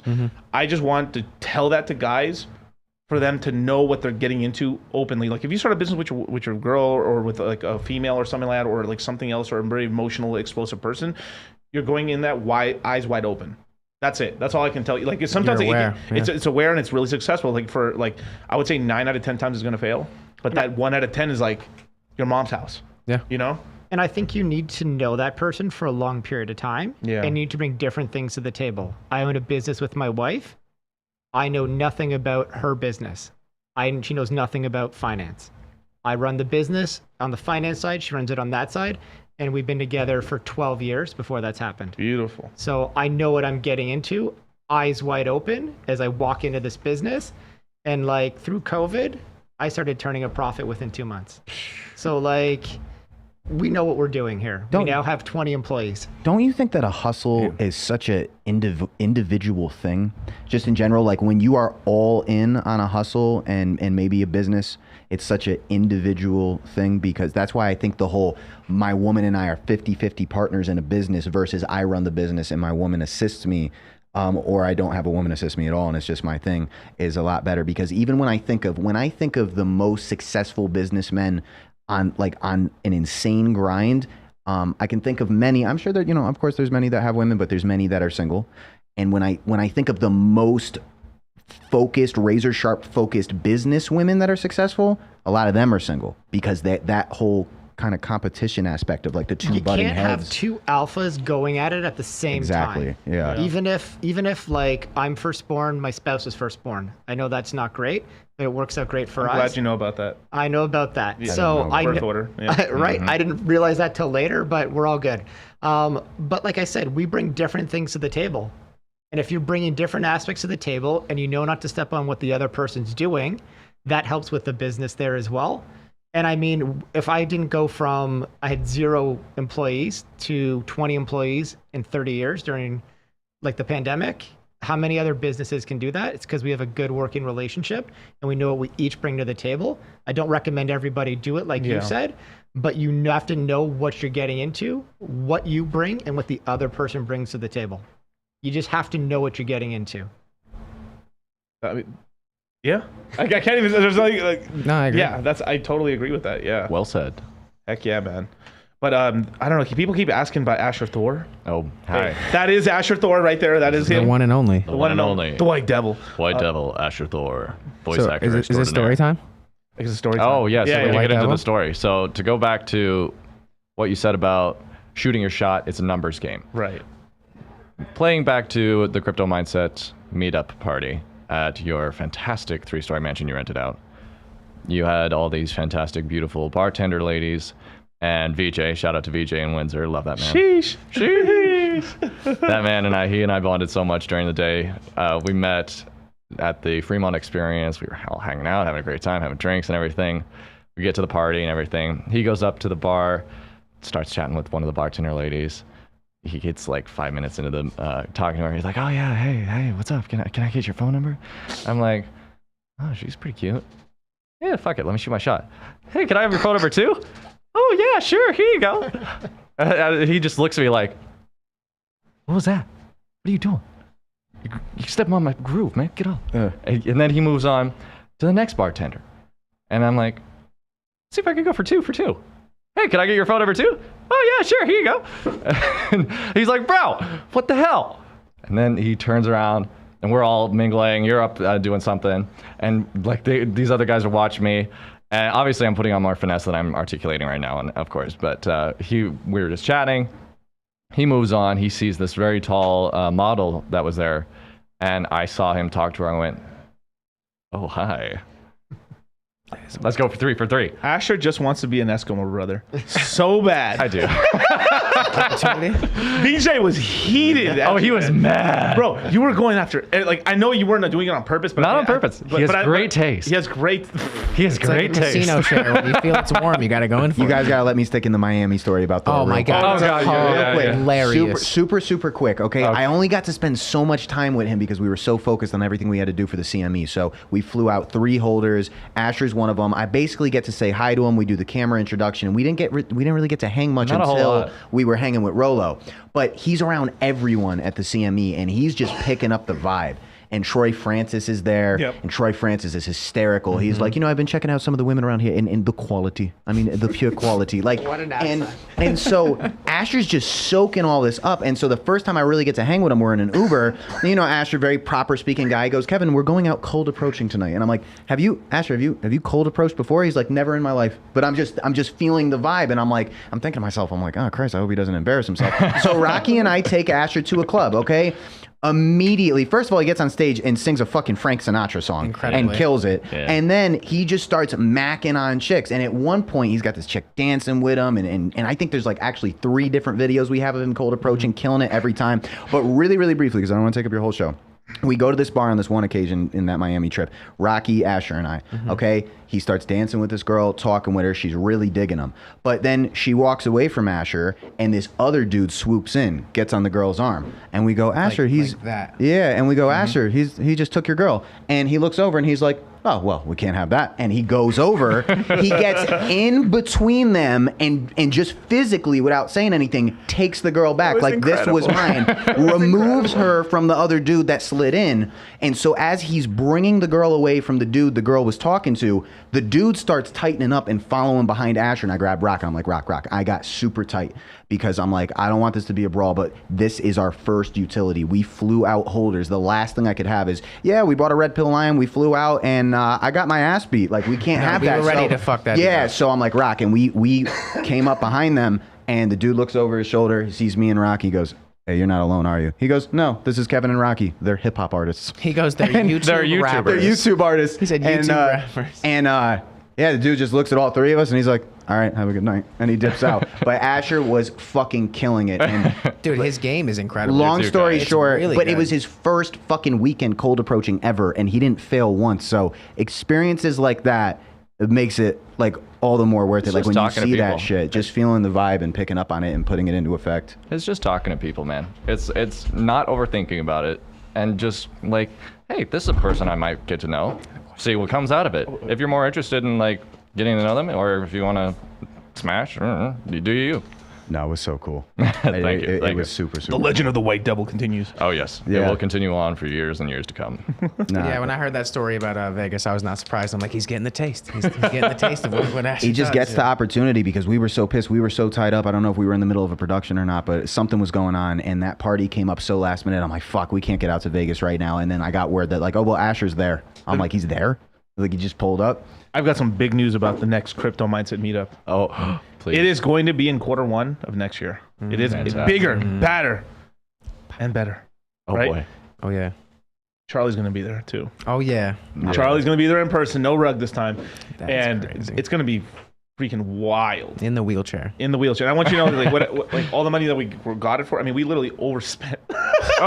We overspent, but we're gonna go even crazier this time. But these events is just what we like to do. Is like the amount of networking that happens there as well is crazy, because it's like it ends up becoming like a, you know, it was a 1-day event. It turned to two, kind of almost 3-day event. This time around, we're probably gonna do a whole weekend out of it as well. So I mean, we're just gonna be hanging around in Vegas. It's gonna be in Vegas, just FYI. But we'll let you guys know when that comes closer. But heck yeah, man. We gotta be there. Do you get mobbed by your students when that happens to like a point where you gotta host everybody? Yeah, I was hosting, but everyone was pretty awesome because like look, everyone mostly comes from the red pill space. It's red pill guys, right. So they're not socially like retarded and stuff like when it comes to sort of that stuff. But like I like everyone's like, hey, I'm talking to everybody, and then I was like, oh, I just got to go real quick, say hi to some other people. Yeah, of course. And then, I just remember when you met Jimmy for the first time. You Jimmy, oh my God, it's Jimmy! You guys hugged. It was fantastic. I loved seeing that. Yeah, I love Jimmy too. Jimmy's awesome. I want Art to go. I want all these guys. BJ to come Karn. Let's see, Said Colo. I want everyone that's in the chat right now. Synthwave Symphony and stuff. Hex Down Under. I want all you. I want to meet all you guys in person. So Carlos M. Let's see who else we got. Red Pill Reg. Dustin Olson. I want everybody there that's in the chat right now to go to the event and stuff, just because we all meet in person and like synergy happens, shows happen. I mean, like a lot of stuff happens at those events and stuff like that. And then on top of that, it's kind of cool to see everyone pick up game. Yeah, that's awesome. It's awesome for that type of stuff. But like, I just met these guys in person, 4 hours ago? Yeah. And it's great. Yeah. You get a good community just from chatting with each other online there. You can get a good vibe from people from that. And when it lives up to it, like in person, like it's great. Yeah. Like I've been following you for a while. I met you, super chill. I wasn't like, oh my gosh, look who this is. I'm like, hey man, nice to meet you. Yeah, fuck Everything's off. chill. Can you imagine if I was full prima donna diva in the background and stuff like that? We're just chill, man. Not to throw shade at anybody. I love the Red Pill community, but I think we bring a lot of normalcy to it. I mean, there's a lot of very eccentric characters, and when we do our show, the Red Pill Lions podcast, we take questions from holders, and when we bring on a guest, we ask the guest the holders questions. And aside from that, a lot of it is we'll have Red Pill guests on, and we'll just kick it with them like, so what's been happening with you? More so than like, guys, today's topic, hypergamy, shoot. Very natural conversation. We try to shoot because for. People are really attracted to these people. I mean, people are really attracted to their favorite influencers, and they love, and the great thing about in-studio shows is they love when they see people outside of those same four walls on StreamYard. The echo chamber. You get to find out who Mo is on that episode instead of being like, so what do you think of hypergamy and all this? And it was nice to have that free-flowing conversation that wasn't like restricted to like a box. And the way I look at it is we're all red pill aware, so it will come naturally. I don't have to stick it on you. Like, please give us the take on hypergamy. Like, you got something to say about hypergamy? It's probably going to it's kind of going to flow into the conversation when, the fellas just get to talking. Yeah, and to Kobe's point, you are missing out if you are not networking. There's so much opportunity between the internet and in real life to network, so you need to get yourself out there because that's where you find opportunity and that's where you make great connections, not only for friendships, but opportunities in your finances or learning and education. So network. And I think we were talking about this last night, actually, as well, and stuff, that how much more powerful it is. I think you were talking about this, about the rapport, about like meeting people in person and being, it's hard sometimes to make the connection with people if it's just online. Yeah. You gotta be a special type of person, or just hours and hours and hours of talking to people before you guys really build a friendship and stuff. And you kind of speed that up meeting in person extremely, as well as you can get things done. There's certain asks or certain things. Like, let me tell you, like, one of the best things that you can do is just go meet that person, or go try to meet them in person. Don't be creepy about it, but be like, try to have some synergy there, or try to provide value, and then meet up with the person. And then from there, just like, I've given people opportunities just because we met in person and stuff, and we had talked for a bit, and I was like, you know what, fuck, hey. Yeah. And then like, bro, that changed my life. Yeah. When you get together with Rolo and you hang out with Rolo Tomasi in person, you are not talking about On the Wave Runners. Yeah, well, you are not talking about the elements of hypergamy. You're not reiterating the rational male with the guy in person. You're hanging out. How's the family? How is everybody? What's happening? Like, you start talking about random shit. That rapport is so much more important than here's what I could offer you if I was on your red pill show. And I tell all young guys now, your business card and your resume does not mean nearly as much as just kicking it with somebody. That's why when we were at the club the other day, I'm like, it's just great to be at the club. Yeah. No business is being discussed. We're not sitting there trying to break down a fucking portfolio. We're just kicking it. Yeah. That is so much more. And same shit, when you're with Rolo, how much of it is like just deep diving into red pill philosophy versus like just kicking it? It's great to be here. It's great to see everybody. We get to go out and have a fucking meal for once. I will say it's about Rolo, okay? Rolo is really about that life. So it really is, kicking and stuff, but there is some parts where we're literally in the car, right? And I'm just getting these masterclass lectures. He's spitting. Like, I've been there. Facts. Well, that's if you get him started. No, he's always on, bro. He's always on, nudge, dude. and he's like, let's get it. He's like, And then there's times I'm in the car, we're driving, or like he's driving and stuff, and then we're in the car. We've been like in the car for like 3-4 hours or something like that. And then I'm just like, bro, I'm just like literally like Rolo's just spinning all these facts at me. Like, people would kill to spend all this time with Rolo and stuff, talk all this stuff. But it's just, I mean, it's just life, man. It's because he's the same in person as he is on his show. Yeah. So sometimes when he starts going on those speeches, like, I start to like forget I'm with him and then feel like I'm watching the podcast. And then like when he's waiting for me to rebuttal, I'm like, oh shit, yeah, it's weird. Yeah. Yeah, he's good people. I have a lot of general conversation with Rolo. Like he's my uncle. We don't often, like, when last time I spoke to him, there wasn't a whole lot of like, so how to know when a bitch really is hypergamous. It's like we talk ideas. Yeah. Damn, I wish he was coming to this game, dude. Because like we've hung out and just been like in a circle together talking and like doing stuff, but like to go and do an event like that, especially have Kobe, I wanted you to meet him. I was beyond looking forward to that. Yeah. So he said he'll make it up to Kobe. Next We'll time, cross so get paths at stuff some going. point. Where Rolo But, steps like, out very often. Your logistics coordinator will figure something out. Miguel, I mean, like, this is just another highlight here too. Hey, thank you so much, Yeah, man. thank you, dude. Yes, thank you. I love Thank you, talking Miguel. finance with guys that can talk finance. I'm not at the same level as everybody, but I'm always here to learn and to give any wisdom I can and to absorb as much information as I can as well. Hey, cool. Heck yeah, man. I mean, I'm willing to talk everything. I love talking finance. I mean, if there's something to shut me up sometimes. Yeah, like, I mean, yeah, like we were chatting before we got on here, like, I've got 40 of these NFTs. Yeah. People think I'm insane. I got like tinfoil hat on, but like when I do the math, this could be a great return in 5 years. Can you go into the math a little bit? Okay, you were talking some math. I was like, God damn, son, that is. Whew. Yeah, like if you think each NFT is 0.1 of an ETH, Okay. and then I have 40 of them, I'm in for 4 ETH. So let's imagine that each value of each of these NFTs is 5 ETH in 5 years' time. Right. Okay, so I now have 5 times 40. I have 200 ETH. Let's say ETH is at 10,000, which isn't out of the realm of possibility. In 5 years, yeah. Mm-hmm. So I have 200 times 10,000. That's $2 million. And you can get that ETH through any process. But the amount, another thing yeah. I said here is out of the realm of possibilities. Right. I could be wrong. It's crypto. It's I crypto. could be wrong if the NFTs only go up to 1. That's still fine. Yeah. I could be wrong if ETH takes 10 years to get to 10,000 or never does. but that's a simple math strategy that you can kind of go with. That I'm like, okay, it's a risk that I'm willing to take. Right. And that's the math I've laid out this math in so many meetings with the guys we have on there. Every time I'm like, this is the math. And then they're like, this is the hex math. And I'm like, can it compete against the math I have? That's how I go against it. And I'm not an expert on hex by any stretch of the imagination, but I'm always wanted to learn more information about it. Right. Yeah, and you got into hex too, right? I got into hex because of these guys. And Beautiful. I'm like, I'll do a 2-year stake because I think the top of the economy is going to be Q4 2024 or Q1 of 2025. Yeah. And I want to give access to whatever I've got staked in 2 years from now. So I'll give it a go. Yeah, and just remember that you always want to have a little bit of liquid hex as well. Yeah. As well, yeah, you don't want to be all staked. I know that's like, it's all like Hexicans hear that, but it's just it's the correct sort of thing because I've seen people do very stupid things, having all staked out hex, and then they have to do dumb things like emergency unstake, or having to get themselves into debt just to get or chase a pump and stuff. And this is the problem as well. And there's actually the reason why there's a lot of people in the hex community that like are down bad because there was no profit taking at all, or you know, a lot of people got leveraged out or something, you know, well, not leveraged out, but, you know, just basically buying more than they should and stuff because they put themselves into positions where they locked it all the way forever. But you know, it just is what it is. Crypto goes big up and big down, right? But I do believe Hex will survive and stuff, but it's just, no one believes right now with anything because the market's so down right now. Yeah. But this is the time when you actually buy. Right. And there's all these shit talking motherfuckers and trolls and shit that just talk all this crap and stuff like, oh, look how much this is down or that. Like everything is down damn near equally. Like the best performing shit's down 80%, but maybe. Your project's either down 80% or 95%. Yeah.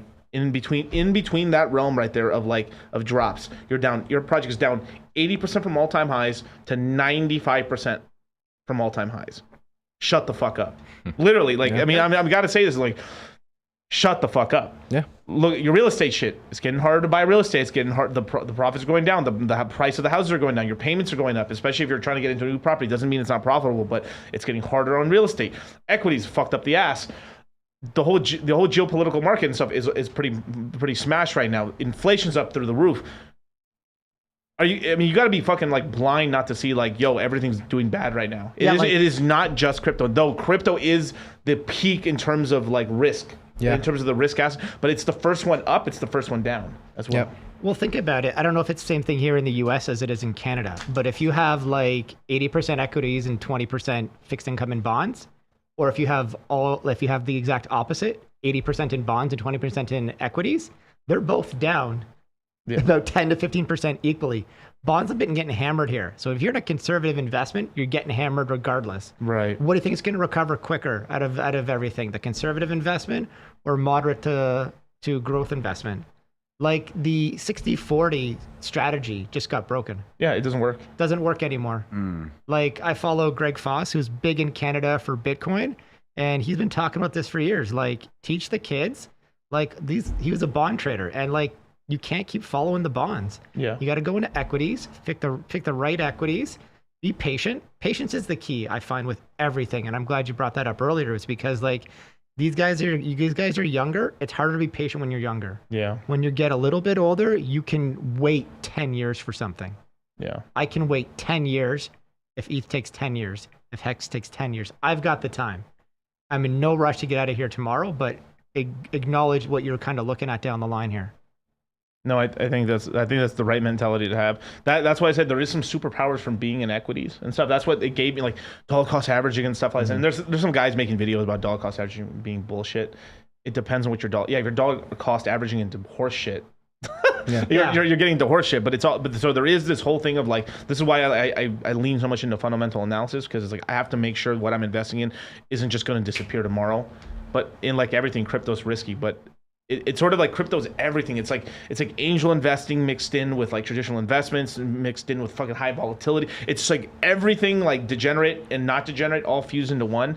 So there's a lot of like kind of mini semantics in it, right?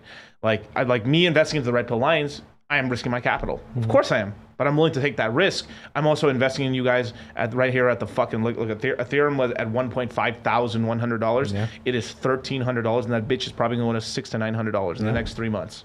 I am gonna load up. I got the truck ready to get backed up for ETH and BTC. I've got all the technicals just waiting for it to get down to those levels, and I'm just gonna back the truck up.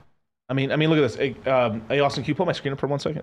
Full screen it. So, all right, BTC was at $69,000. All right, it's at 20 grand. That's probably going to anywhere from 11 to 14,000. Like I just said, right, it's $1,300 right now for Ethereum. It was at $5,100. It's down that bad, and it's probably going to go down to like 900 again. And I bought it at 900. So did Fresh and Fit. So did a lot of people that are listening to us and stuff. Like bought at 900. We're still on Ethereum that we told everyone to buy. They're still in profit right now. Absolutely. UST, well, that's dollar. Binance. This is actually one of the more well-performing tokens in the market and stuff. This, I think its all-time high was $800. So this has held up pretty decent and stuff. So that's pretty good. I mean, I would consider Binance token more of like this. I would say this is probably Amazon stock. Okay. As of right now, it's still early to say that, but I think Binance token's a great token to buy. XRP at some point was $3. It's 45 cents. I mean, Cardano was $3. Like everything keeps chopping at $3 for some reason. $3 for Cardano. It's at 34 cents. That means like this token right here will probably, if we crash back down again, we're probably gonna be able to pick up for 19 to 25 cents. For Cardano, that means on this next market, this bitch could run to $10. Yeah. The community, and now the ecosystem was basically a joke for the most part in terms because like nothing worked. You barely could stake it. Now there's the community. It's starting to work as an L1 a little bit. They're coming slowly, so they're going to keep building. They're the tortoise, but they are building and building and building. So Cardano's going to have an L1 season this time around, which is great. Solana is a piece of shit. I mean, let's just be for real. But it's VC backed so up the ass and stuff that like Solana hit like I forgot the 240-ish. Yeah, it hit pretty high. Let me look on the other website and stuff just to get the prices and stuff. I'm so happy. People wanted us to do our NFT in Solana, and I was like, fuck that. Fuck said that. You can pull it back up. A lot because people are talking about ETH gas fees, and they're just getting into NFTs. They're like, ETH has gas fees. It's like, okay, well, it's also not going to go to zero. We held out when gas fees got really high. So if you look at the prices right now, the all-time high for this is $259. Let's just call it 260 here. It's down 90. Oh, I'm sorry. Forgive me. 89%, basically 90%. If the prices on a Bitcoin, Ethereum go lower, this shit's going to 95% down. Yeah, and people consider this one of these blue chips. Just because it's down 85% doesn't mean it doesn't have another 80% to come down from where it's at. Right. So Solana could be $11. Yeah. You can pick up a Solana at $11. Even if it's a hunk of shit, there's so many people that bang and made so much money off of Solana that it's like it's probably going to do somewhat of a pump. So me buying at $11 is probably a great idea.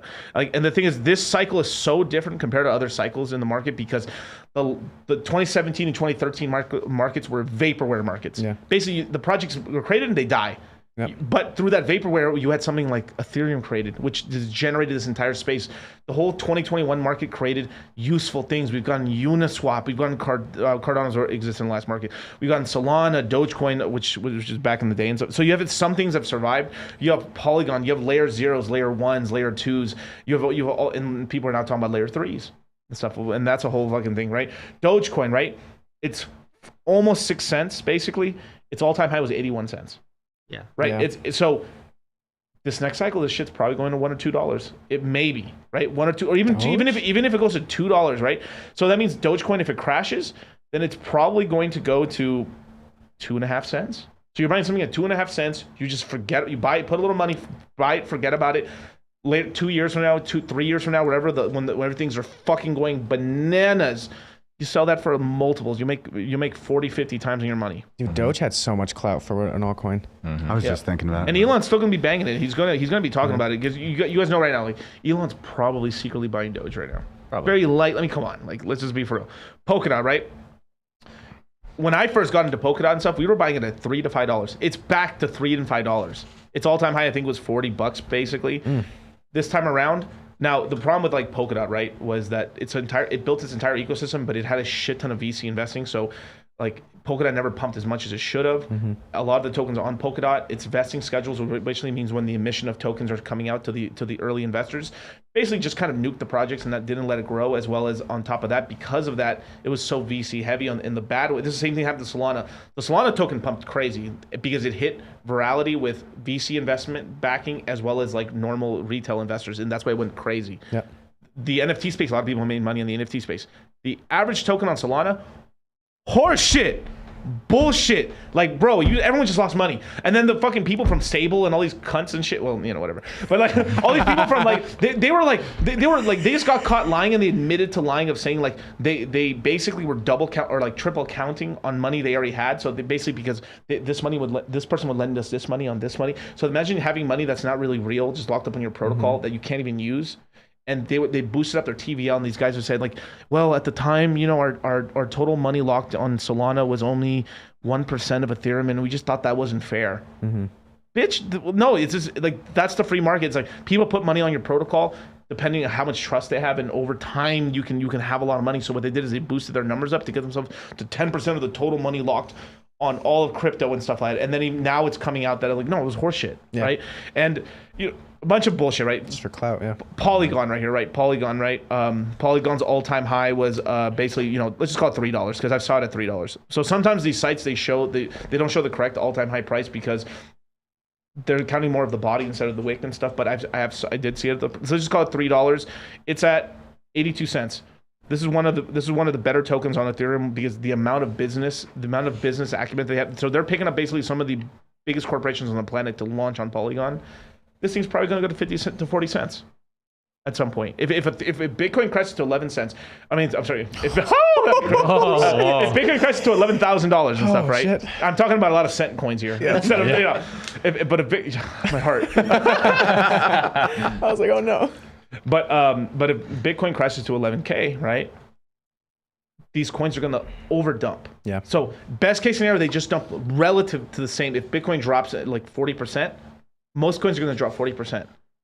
But most coins are going to drop below 40%. So you're going to get drops. If Bitcoin drops 40%, these altcoins are going to drop 60 to 70% from current prices. Yeah, and ETH has more down to go because it's held the valuation much better than everything else. Like the Bitcoin Ethereum valuation is much tighter and higher held. So if everything keeps coming down, that's why ETH isn't 900 is not the bottom. It's like see at 600 possibly because that'll keep the valuation between BTC and ETH in that range of whatever 5 to 6%, whereas it's too high right now. And now there's another entity that might even sell it lower now because I mean you heard of so some of you guys may not know about this. There's when Ethereum went to proof of stake and the first part of Ethereum 2.0, because that happened, the Bitcoin miners and stuff, or the Ethereum miners, which basically were mining off of these giant CPU sort of farms and stuff, or like big laptops and stuff, right? These boxes, these ASICs, they lost their jobs and they're kind of pissed off about it. But you got to remember this. All Bitcoins came from miners. So every single Bitcoin you've ever held in your hand came from a miner. Every single Ethereum you've ever held was in the hands of a miner and they sold it. So there's miners that have been in the game for a long time and they're pretty pissed off about losing their jobs. Some people are like, yeah, well, it just is what it is. They've been planning for it. Others are not. So they came up with Ethereum proof of work. And what they're doing right now is that some of these miners are actually selling off Ethereum to hold up the price of Ethereum proof of work. So now you actually have a major player who's holding a lot of Ethereum that's actually hurting the price. This happened in the last cycle with EOS when they held $4 billion of Ethereum, and we had a price of $1,400 in 2017 of Ethereum's price, right? We crashed to $81. I saw it at 79. I picked it up at 80, so I'm just not gonna lie. Like 80, I picked it from $81. Sly dog. $81 to $89 in that range, and shout out Hex. But but a lot of us picked it up at that price and stuff like that, and I picked it up to $100. It should not have crashed that low. What happened was those cunts at EOS were dumping $4 billion of Ethereum to buy $4 billion of Bitcoin. So what ended up happening is that you had Ethereum oversell compared to Bitcoin. So we should have got a $250 to $300 low on Ethereum, but we went to $80. Their loss is our gain, right? Because we were able to pick up Ethereum for way cheaper. And then what had happened, $80? We went from $80, let's just call it 100 to make math easy. It went from $100 to 5,100. We made 51 times on our money buying on fucking Ethereum, the other blue chip in the crypto market. That's how well it is. Bitcoin went $3,100, which I did buy. I bought the fucking low on Bitcoin. I bought the lows on everything, man. Fuck that shit. Yo, dollar cost crypto, man. DCC, baby. Shee! Right? It went to $3,100. It went to $69,000. That's fucking incredible. Oh, okay, on the last one. Let's go back. Cardano. I bought for a penny and some change. It went to $3 plus. No, I did. So I sold most of my bag at $64. I mean, 64 cents. Just being transparent. Yeah. But look at that. I basically 40x my money. Yeah. So that means there's people who bought at a penny, because I knew other people that bought at a penny and stuff. And actually, for a second, it actually went to 90% of a penny for a second. I didn't buy that cheap, but it went to 90% of a penny. When it went from there to there, that means there's some people that made 300 times on their money. You put $1,000, so $1,000 turned to 300 grand. That's Where the insane. fuck else can you get this kind of money anywhere in this world? This is why I'm saying, like, this is why I've been trying to get the red pill into this whole space and stuff, because this is how we can actually grow the wealth of this entire community up, and then we can start dictating however this world can change and shit, because we're going to be the ones running the reins and having the capital to create businesses and be able to influence people, hire people, and then we're fucking shaking and moving 10, 15 years from now and stuff, because we're the capital class. Citadel, baby. Generational wealth will be created during this bear market. Yes. I'm not even taking that for myself. Who is it? Benjamin Cohen. Love that guy. Yeah. And he's like, you can make a lot of money when it's going up, but you can make generational wealth. And I know I'm saying it wrong, but how he says it, but generational wealth can be made by patiently buying low, dollar cost cryptoing in as it's low, and being patient. You know what's something interesting? When I was growing up, I was homeschooled, and I watched Schoolhouse Rock. And something interesting when I was watching the crypto mindset course, buy the dip, buy low, sell high. I heard that same lesson in that Schoolhouse Rock. Yeah. It was Do you know teaching what about Schoolhouse Rock is? Yes, I do. Okay. Yeah, it was talking about the New York Stock Exchange. Buy low, sell high, take a piece of the pie. That's the Wall Street way. And I went, wait a minute. I know this. This is what I grew up with. Holy shit. So it was really a nostalgic moment, like, oh my God, the things that I learned growing up are reaffirmed in this space that I'm now learning to make more money in. It's fantastic. So I'm sorry for interrupting you, That's but more that was than just they something taught any of us in high school at the same time. Yeah. While listening to Rock. that whole speech, I was just thinking about all the people I know that went all the way in on the shit coins and the meme coins. And when you mention these coins, I'm thinking about the ones that had the most clout, like you were saying. It's like the clout of yesterday now. Dude, a lot of the coins are just, the marketing is so powerful, and that's why with the internet, a lot of people are so easily manipulated and sold into so much shit that if you don't do your fucking research, which you need to do, you're gonna fuck yourself. But it's like anything else. I know people that have made $1 million off the most bizarre coins you would have never thought. Because you gotta buy meme in, dude. coins too. You gotta, because dude, some people literally kind of treat it like the casino. Like, I'll put some money in, see what and comes out. that idea is really attractive, but it's also You can risky make as crazy fuck. fast money, but at the same time too, right? And this is why I really appreciate the Kobe, the way you look at the market is like, I have a 5-year plan, but I have a contingency. If it takes 10 years, hey, I've still got there, right? Yeah. Let me tell you this fucking crazy amount of wealth that you can make. Like, if you put a shorter time frame, you're gonna start doing riskier shit, right? You can't. I know people that have made it like fast like that. Like, I got friends of mine that like put like $5,000, not even $5,000. What was it? I think I literally may have been like $1,500 into like Top Shot or anything like that. Yeah. Pulled $1 million out that bitch. Oh wow! Put $1 million out that bitch. And I forgot to talk the other day about that and stuff, about the like Top Shot and stuff like that. Like dude, like even with Top Shot, I've invested $300 into Top Shot and I'm probably like $4,000 in profit. And then and I bought like a couple packs and stuff like that. That's how early you can make some crazy money with NFTs or with coins and stuff. But the longer time frame, it's like nowhere else can you can't promise returns. You can't do it. Like, me and Charlie can't promise returns. But I've been in the market. There's going to be our third cycle and a third time around the cock carousel, right? Of crypto, right? But I've seen the gains. I've seen Mount Olympus. I've seen over Mount Olympus. I've seen past fucking anything and shit. This it's real. I've touched the gains. I've seen the gains. I've seen little money turn into like so many fucking zeros that you're just like, holy shit. Like, when I say these gains are when I'm saying a 30x, I'm like saying that nonchalantly because that's bullshit. Like, I've done 10,000 times on my money on coins. Shout out to Hex, baby. Hex.com. Hex.com. The highest appreciating coin in this whole last cycle. That's facts, right? Yeah, like when ETH hits 10,000, whenever that is, we got our boy in the UK, and we're all going out there. We're going to see Saunders. We're going to see Saunders in the UK. We're going to go out there. I keep telling them that every time. I'm like, when ETH hits 10K, like, pack our bags, we're going. Yep. Play around but I don't know when it is. I'm a patient man. Yeah. I've got the time. I can wait it out. Right. He's gonna be like, guys, I have 5 kids now. You don't come.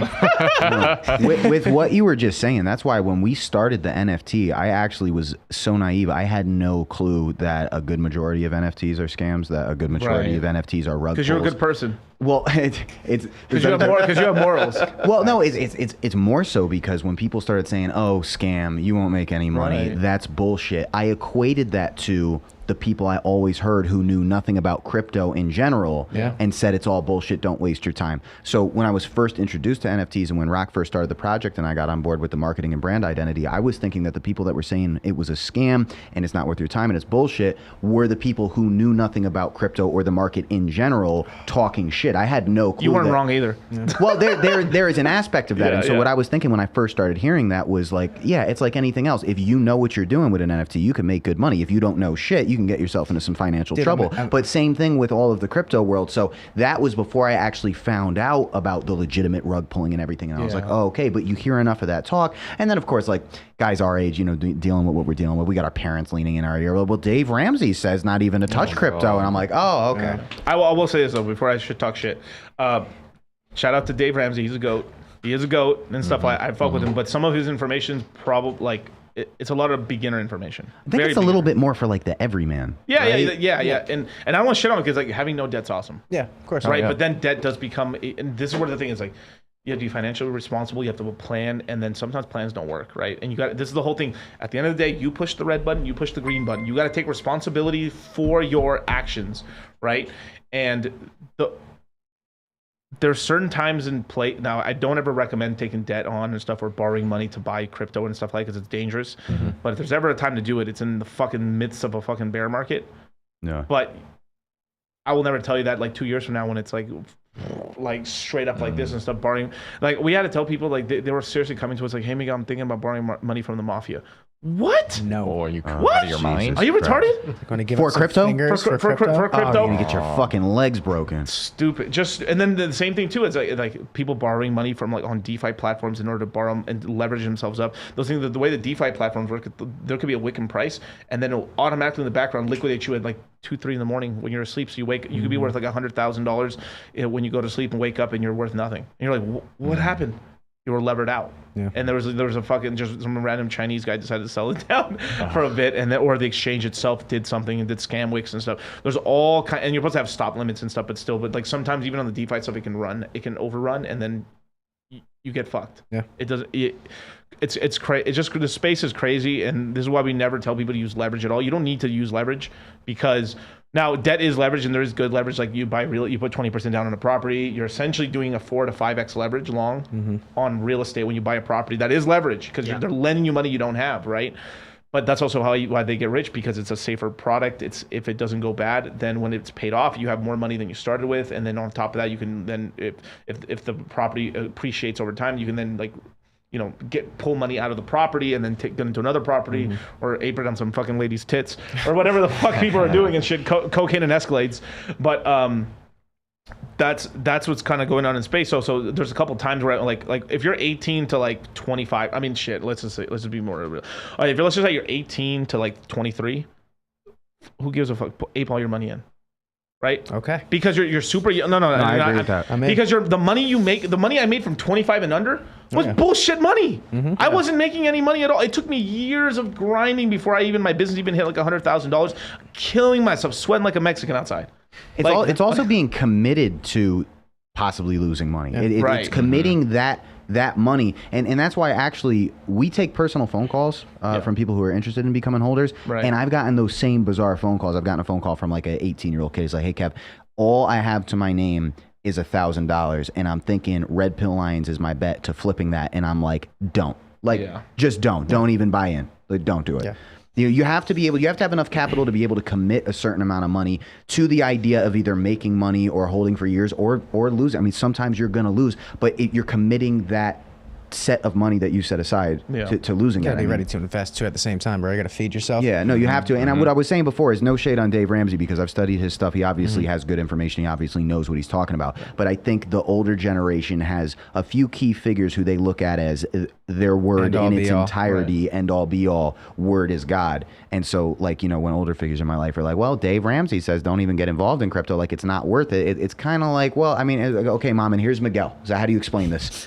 You know what I mean? Like, how do you explain this shit? Like, I know Dave Ramsey has good material, but that's where that, like anything else, whether it's finances, financial coaches, red pill coaches, you name it, like that's where the religious aspect of it comes in, where it's like, I'm either a Miguel guy or I'm a Dave Ramsey guy or I'm a Tony Robbins guy, you know, et cetera. Yeah, but at the same time too, I also know that I lean this way because I was successful in it. Yeah. So there is that whole there is luck to me being successful as well. But then there's also the whole. I mean, it's same thing with Dave Ramsey. It's just slow and steady for years. I mean, he went bankrupt a couple of times. He's talked about that too. Yeah. You know, like I mean, I haven't gone bankrupt.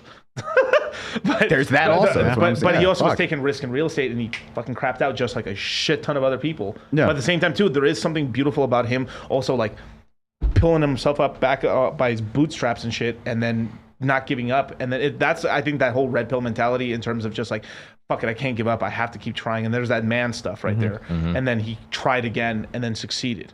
Right? You learn from where you fuck up. There's also real quick to that point before we move on from it. And I think it's going to sound crazy to some younger viewers, especially guys that aren't already all in on crypto and following Miguel's information. But I think you'd agree with me on this too.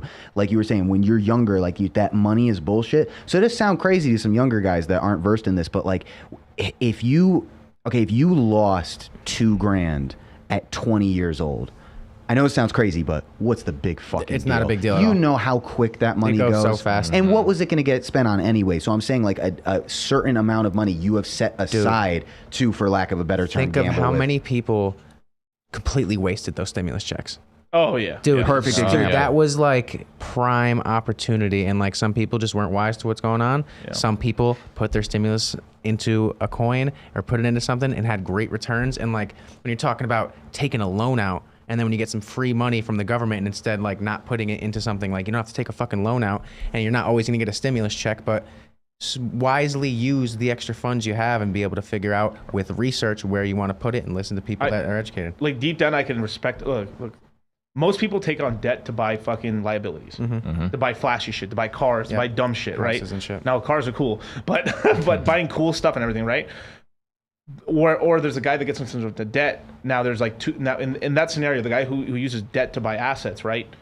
It can go great or it can go bad, right? Now I can at least respect the person who's taking debt on to actually try to better themselves. Because if you're borrowing money to try to get into a stock or try to buy into a crypto, you're at least trying to better your life, or you're trying to advance yourself, right? Now I always say like I think for the most part, college is bullshit for most people. Now, certain aspects is cool. There is some people that they do benefit. They need another 4 years of basically high school 2.0 in order to kind of mature a little bit, or just to figure out what you need to do with your life. So I'm not going to say it's completely worthless. And some people, like, man, they weren't going to do shit anyway, so they're better off just being in a place with a bunch of other people and having fun, right? Just to mature a little bit. But that money, if you're trying to use that money, even if you fail, I can at least respect that you were like, this guy he took the risk, he took the shot to try to make it out or try to advance himself. Now, using with the guy that's young, right? So even if he didn't have that much money, I would rather tell him that guy spent all that money on education, on self-education. Go take courses. Go if you want to look around, get skills. Self-investment. Yeah. Self-investment is that's the best thing you can invest in yourself in. Get some crypto. Learn about crypto, learn skills. If you want to learn an instrument, go learn an instrument. Go get do shit that makes you interesting or gives you life, like gives you these experience points in life where like you're just not a blank fucking slate. Like I went to school, I mean, if you just do the same shit everyone else does, you have nothing special that differentiates you from everyone else and stuff. You want to do stuff where like there's not that many people that play this instrument. There's not that many people that have done this game. They're like, oh, I've been to Australia, I've been this place or that. Go do things that make you have different life experiences, that make you different, that makes you a little bit of a rare NFT. Adds unique value. Yes, sir. Yeah, can I ask you a question real quick? Yeah. Just based off what you were saying with like school and college, and a lot of people always talk about like how high school is just to like raise obedient employees. They don't really teach how to make money, and kind of same for college too. They don't really teach you how to make money. Do you think there will ever be a point in time where like schools, high schools or colleges like start teaching crypto as a new kind of like finance? Because it's not really. They'll teach it, but it'll be worthless. That's what I think. It's gonna be worthless. They'll just teach like even I would say Stanford has the most advanced sort of theory on crypto. Now, the guys who run Stanford, know crypto really well, and they've been investing in the space since I think since the beginning. There's some if you really get into conspiracy theories, I really think Stanford. I'm all in on it. I think there's shit with Stanford being around 2010, 11, super, and even possibly earlier than that as well with cryptography and everything like that. But for the most part, no. It's like even when you get a degree in computer science, it's like you're learning a bunch of old shit. But basically, it's almost really what it really is. It's an IQ test. You're smart enough to you hit a certain level in IQ, and then from there we're gonna toss you in. That's why most people you don't even if you jump into a trade or you imagine if there was no college degrees, but then you just learn from some guy who knows computing really well or knows how to code. That person knows his shit a lot better, right? But what colleges are mostly there for, it's basically an IQ test. Is really what I think it is. Now, some people aren't the IQ test. Depending on what the test is, sometimes the test doesn't really formulate exactly what someone's IQ is. A lot of it could just be they're just a good student in the studier and stuff. But there's people who are not the college type, but are hyper intelligent and can figure things out. So it's not perfect.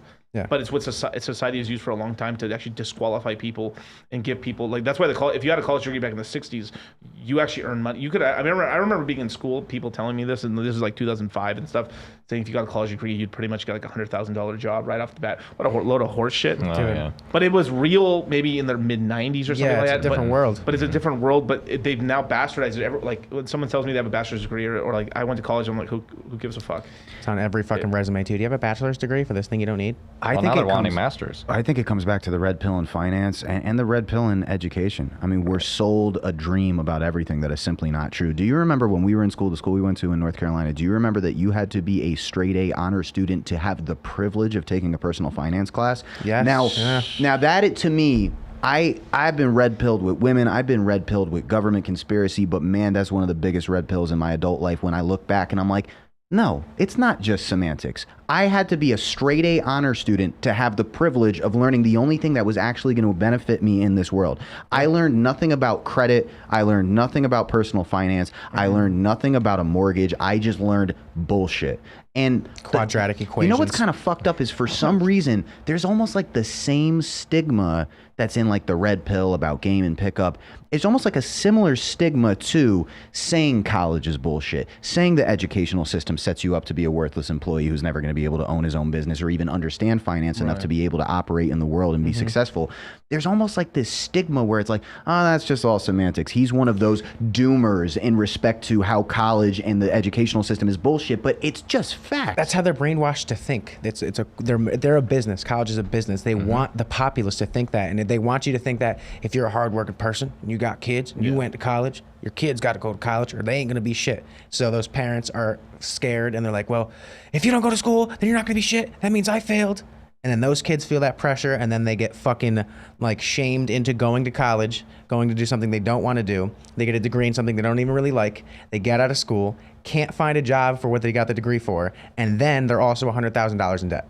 Shout out to my psych majors. No, it's the craziest. It's the craziest shit in the world. There's a moral attached to it, and everything that you can apply the red pill to, it's defeating kind of a world-renowned collective moral. So we have a moral about marriage that just don't tamper with it, or you're gonna get Hafiz all bent out of shape. You know what I mean? Just don't tamper with the moral and the romance around it. Instead of just looking at what is and looking at the financial impact that's gonna have on you. So there's this same moral about college. I've noticed that it could be family tradition. It could be the tradition of finance in your family. Like you just said that grandpa went to college, I went to college. We're only doing about half okay. Yeah. We're still in debt, even though you're fucking 18 years old now. I'm still paying this. But you do the same thing. And every motherfucking day I meet kids around our age who are telling me flat out, I was just bullied into doing this by my family. And I say, what are you majoring in? And it's some shit I've never heard of in my fucking life. Social studies. Yeah, but even think about even with some women,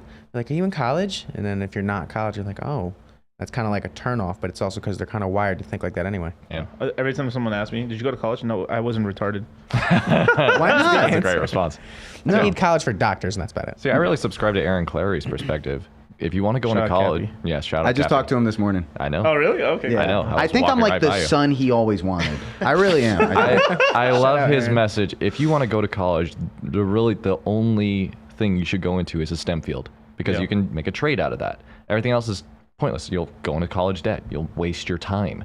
You could have spent that 4 years learning your trade, improving that business while you're learning it, make clients, and then when you get out of college, boom, you got a business. You're good. Dude, you're better off making a product or a Yeah. service or an Learning app entrepreneurship. or literally. University of YouTube. And you Crypto. tell me if I'm wrong. When it comes to the stigma, what I do think, and the reason that like we have things like conversations that go on in our family that are like, okay, you guys are into crypto, that's great, but Dave Ramsey doesn't like crypto, and there's a stigma about how you're going to lose all your money with crypto. It's inevitable that you're going to lose all your money with crypto. I think there's this stigma of knowing the crazy guy from down the block who made $1 million on a strange meme coin that you'll never hear about again. That's useless now. No, but I think there's a stigma with that too, because no, I literally do know this tweaker. They this don't dude, respect it. this Tweaker? dude, this dude is so tweaked. He's a nice person. He's such a nice person, but he's He's a tweaker. He's a damn, nice he's person. probably gonna fucking watch this and beat me up. Nah, I but got fucking you. What's up? I for lack of a better way of putting it, I know a guy who's a really kind of a bizarre individual, and he put money into. Do you remember there was like, I didn't even watch it. There's a movie called Squid Games, and then they had Squid Coin. They had Squid Coin, and he screenshotted his account. He played his cards right. He made $1 million. You'll never hear this coin again. But when it comes to talking about like, I'm gonna get into crypto, and one day I'll be like Miguel, and your family and everybody shaking their head at you, it's because they think of that one rare scenario where you knew that one guy and he had a little luck with that one coin you'll never hear about again. And I think that also feeds into the stigma, because that's what everybody thinks you're doing, instead of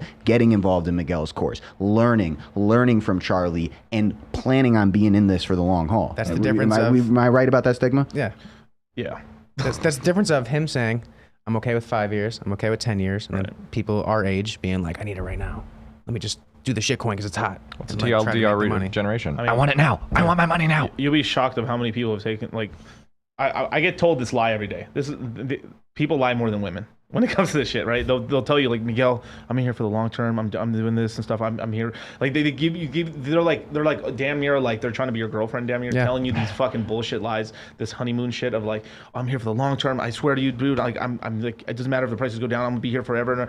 And like, on this dip, I've learned how much people are bitch made. Yeah, because people don't believe in themselves even when they're saying it. And they're gonna come back. Of it. And the thing is like, I've already alpha widowed them already.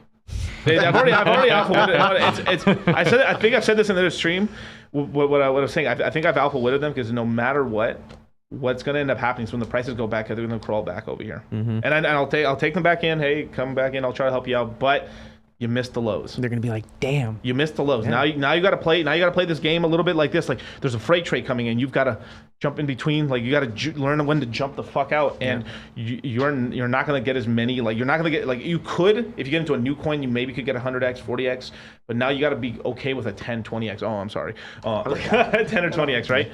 But that's kind of what's going to happen, because, you know, and this happens every cycle. Like, people, like, the reason we get the lows is because a bunch of people leave. But like, if nobody left and everyone kept DCing, the market would not have gone as low. We would have probably got 40, 50, 60% down, and probably right now would be at 40% from the all-time highs. No financial frame. Right. And then, of course, there is a lot of leverage as well and stuff like that. But the one thing I do like, at least about the crypto space, is the leverage is basically washed out now for the most part. But leverage always comes back, right? Because you just get hyped on it. And the thing is, if you leverage right at the right time, you just kill it. But it's super stupid. You don't need leverage in this game. Yeah. But, yeah. There's a lot of stigma in it. And I think for those reasons. But that cat did make $1 million. Like, he made $1 million off that. Only this space, like, even, all right, if you kill it, you make millions fast. If you don't kill it, you make a lot of money over time. So like, but it's a game of attrition. You have to stay here for a long time. It takes 2 cycles. A cycle's 4 years. So it's within 8 years, you're gonna make quite a lot of money, as long as you're not doing very retarded shit, right? If you're degenerate gambling into like these little tiny meme stocks and stuff, eventually you're gonna start losing money, and you're just gonna start washing yourself out, or you start getting kind of jaded because like everything's bullshit and stuff. But that's what happens, you know. And then right now, there's a lot of people right now that are like, there's everyone in the space, both in real estate, stocks, and crypto, are degenerate gamblers. Yeah, we all are degenerate gamblers in a way, right? Because we're putting money, we're all speculating, but we're all making investments. But in a way, we're junkies. Yeah, we're junkies for the action, right? And right now, there's so little action because the prices keep going down right now that there's a new coin. If a new coin comes out right now, everyone's like, oh my god, they're talking about, oh my god, Meta. These give them ex-Meta employees. Oh my god, Zen. Like, and it's perfect. They're talking about it and stuff, and it's like, it's news now and gone tomorrow. Yeah. Yep. like that's just is what it is. Right? I was gonna say the relevance of a lot of these coins. Like you thought you were gonna hear about it forever. And what was the last one that everybody, like all the common folk that you knew that didn't really make a lot of money, but they were trying to dip their toes into crypto and they had their cryptos wallets and they were talking about it. I think it was like Shiba Inu, maybe. Yeah, was like Shiba that Inu, was the one. Yeah. That was the one that I thought people were educating me on something that they were well versed and they were just like Shiba. Dude, that's the difference between. That's what it's gonna be. So that dude you were talking about, so he made $1 million off shitcoin, and like someone like Miguel, if you don't know who Miguel is or you haven't seen any of his content, and you know this dude, and he's like, yeah, made $1 million off this shitcoin, and you're like, how the fuck did you do that? And you start learning from him because that's how he made his money. That's his perspective. Right. Now you're leading down the wrong path because you're not doing a deep enough dive into the entire space. You can't just look at one corner of the game and be like, this is the market. And it can be really discouraging because we have a close friend who buried his head in crypto for 7 months. You didn't see him. He was our roommate. You didn't see him for 6 months. He stayed on. He got a big fucking computer. He was monitoring shit on the hour. And he didn't do so well with it. And I remember actually thinking to myself at that time, this was around the Shiba time, I think. I remember saying to myself at that time, wow, he's one of the most dedicated people I know. He buried his fucking head in this for 6 months, didn't talk to nobody. And I remember thinking like, damn, if he can't do it, nobody can. But at the same time, he was really, really gunning for these meme coins. He was trading and then also investing into shit coins. Yeah. And there is a season for that shit. That's the thing though, because there is a season, but I don't know if it was just the wrong season because it was May of 2021? Yeah. Yeah, like by memory, because this is your shit, right? Honey. He's like, May of 2021, and he got don't fucked. yeah, that was fucked up. Crypto honeymoon. Shit. Yeah, no, but I actually remember that. I've never invested in a meme coin. And there's no desire there for me. I remember steroid coin. Oh my God, There's Kevin's no like, that's me. desire. I just want to invest in stuff that I can see a return on, and that I think will be around in 5 or 10 years.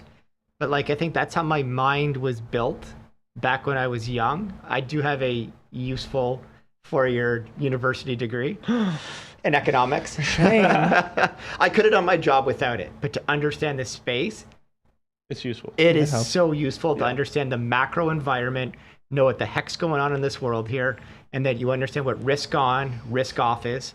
You understand when times are good to buy. I DCA, but I DCA less now, and I got a ton of dry powder just waiting to go. But people are in for it for the quick hits, the quick returns. I want to look like this guy right here in 2 weeks. That's not going to happen, okay? We'll get you on the deck on some D-balls. I was actually going to say the same thing. Yeah, Where's for sure. O'Neal? Right, so like everybody, O'Neal's not. the That's a great society we example. have today, everybody's built for, I want it tomorrow. Yeah. You have to have a different mindset of, I have a 5-year plan, I have a 10-year plan. I know when I'm going to retire at which dollar point. I don't care if it's 5, 10, 15 years, I'm retiring at that dollar point. Have a point to aim at, not a duration of time that it has to be filled by. Dude, that was a great example with the muscles and the steroids. Who Just think taught you about about DECA? Huh? Who taught you about DECA? Dude, at one point I was going to be a bodybuilding YouTuber. Oh, man. shit. We could still do that. Oh, dude. Yeah, I don't look it like I'm losing the weight. O'Neal, let's get it. I'm getting strong again, man. Shout out to Yasuke Fitness and stuff. But Yes, sir. I was out of commission because of an injury and stuff, and that's one of the reasons I had the time to go into crypto. Changed my life. That injury did change my life, but I was already. What injury? Oh, I got a lower back and neck injury. Oh, shit, along Yeah, it was shoulders. No, it wasn't shoulders. Thank God God. Jay Waller has a big problem with his shoulders, actually. And stuff. I'm sure. Yeah, For everybody football, does, for man. football. It's the worst. I got a metal plate in mine. Motherfuck, My dude, shoulders are protect great. your shoulders at all costs. Hey, real quick, I'm just so curious, just because we're with you, and I want our tribe and the Lions to hear this. Real quick, could you just say something about being too risk avoidant, or your perspective on being risk avoidant? Because we're sold that as the means of responsibility. So when the first thing you're going to hear when you tell one of your friends or your family members, whether it's I want to get into crypto or I want to get into stocks, it's literally the first thing somebody will tell you is just like, oh, just don't. You're just going to fuck up your whole life. Right. So. Okay. Well. Okay. So when it comes, all right. Man, this is how I got to phrase this correctly. All right. So with money and stuff, right? You basically like. You're taught all your life because money is so scary. Like most of us are not from wealthy parents, or we don't come from generations of people doing pretty well, or a bunch of successful like business owners and stuff like that really are making like $1 million. Oh, my uncle Jeff has got a $3 million a year business and stuff. So he's like living nice and stuff. Some people do have that, and then they see money a little differently. So depending on how you're brought up, your perception of money is very different, right? Sure. Most of us, because everyone's like within like $50,000 of each other, we all more or less see money at the same rate. So our parents growing up just put scarcity into us when it comes to money. Now, there is a good thing, because the people who grow up poor and become rich are usually pretty good at like building and keeping that wealth. Then the later generations fuck it up because they don't have that discipline, right? Talking about that. Right? Yeah, just talking about that now. But it's also a big detriment, because then the reason this is like perpetuated so gigantically inside of in terms of like the matrix mind of the American psyche and stuff, and this is the Canadian, basically anyone over here in the North America plane and stuff, right, is because of the Depression. The Depression was so bad, it wrecked so many people, and it essentially would put most of the population of the United States into rural poverty, or knowing a bunch of people that are really in poverty. So you could have half your family like damn near like destitute. And then you got a little house and shack, you got some food and stuff, but you're used to your cousins and they're not doing so hot. That really puts things in perspective. So people really got into saving mentality, as well as at that time, the interest rates were high enough where you actually could earn 10-15% on your money in the bank. So the reason that the whole save your money is it's actually a very you need to save money in order to actually be able to you pile some money together, you take that energy, and then you can do stuff in the world with it. Yep. But the reason that saving mentality was really pushed out is because that's, especially during the 70s and during times in the United States, you put money in the bank, you could actually earn 10-15% on your money. So grandma could just put money into the bank, and then within like 7 to 10 years, she'd double her money. So she could live on that. Yeah. But as the interest rates started going down over time, savers got fucked. And it went into, you have to start putting your money to work inside of equities. So we had this huge, so interest rates go down, equities go up. Yeah. Because it's a risk on sort of thing. And as well as the interest rates go down, what's called bond. So as interest rates slowly over time go down, I forgot the name of the bond king. Oh, I forgot he at Pim, I think it was at Pimco or something, like he made a fortune or some shit. But basically he got into the bond market when the rates were the highest, and then they went to like zero. So the way bonds work, as the interest rates go down, the price of the bond goes up, right? So basically he caught the whole crypto wave for in bonds and stuff, right? Now that it's zero, he left the cycle about like, if I remember right, he left the cycle like 5-6 years ago. He sold the top, and now it's starting to go back up. So now the bonds are getting fucked, but at some point the bonds will start doing good again, right? So I'm making all these different like little things to tell like a tapestry story of like what's going on, why the psyche is that. I'm following you. Yeah. So because of that the whole thing, save, and also on that, this is the reason why we have this sort of mentality now. At the same time, most of us are born poor. We don't have a lot of money, and and our parents have worked really hard for their money. Right? And so it's like, don't waste money, don't do this, don't do that. Because of that, it costs us a lot, especially if you're a young kid, you're working fucking 8 hours and you're making like $150 if you're lucky a day, and then they take taxes out of it, and then you're like, oh my god, so you're making $80 you're making a day of profit. You're just like, it's a scarce resource, this is really bad. You're scared of it, but it's not like, you have to risk it. So I had this mentality too for a long time, because I would really work hard for my money, and I was like, fuck, I would like try not to waste it and try to like save it up and stuff. And then your parents would put this mentality on you, is like, save every fucking dollar you can, don't spend money, don't have fun, don't do this, don't do that. So you could have some money, and then but then because of their financial illiteracy for most parents, you don't like, you basically saying just stack all this cash, stack all this gold on the table and stuff, and then they never tell you what to do with it. Yeah. So that comes from your background in investing and where you're raised. 100%. We've had this chat in our discussion as well. So my family's been middle class, but my dad got me good on numbers from a young age. And I've always understood I should be saving 10 to 20% for investing. Not saving, but investing. I'm good to do what I want with the other 80%. The other 10 to 20 spoken for. Right. I still kind of hold that rule today. So I still enjoy my life, but I plow away 10 to 20% of my net income, and that's what I invest. And you just invest in the S&P 500, set it and forget it in an ETF if you don't want to take on too much risk. Average rate of return, what, 8, 9, 10% over the last 50 years? Sit on that. Yeah. No, that's a good mentality. Your dad put that. That was a great. I mean, but most parents aren't like that. Yeah. Right. And I put no fault to my parents or any of you guys' parents or anything like that, because they didn't know any better. Yeah. As well. Right. They're just trying to give, like, my parents were installing me, like, just get a house, Miguel. Get a house right now, because, like, that's, like, they bought a house at a great time. But think and made about money. think about how old you are now. 10 years ago, you didn't have access to the information you have on YouTube Correct. right now. So now, if I'm an 18-year-old and I don't have my act together, and I can stumble across things correctly onto YouTube, and I see, like, even if they find Dave Ramsey and he's like, save your money, at least they get that started for them. Right. And I know what you're saying. As you develop more knowledge, you can take on more risk in the right areas. Correct. I don't take on more than I can lose. This NFT might be like 2% of my net worth. Like, Yeah. it's not a big Right. deal, but I understand the risk levels there. It's only money to me. Time is important to me. Right. I make money to create more time. I think there's different standards based on the financial income of the family.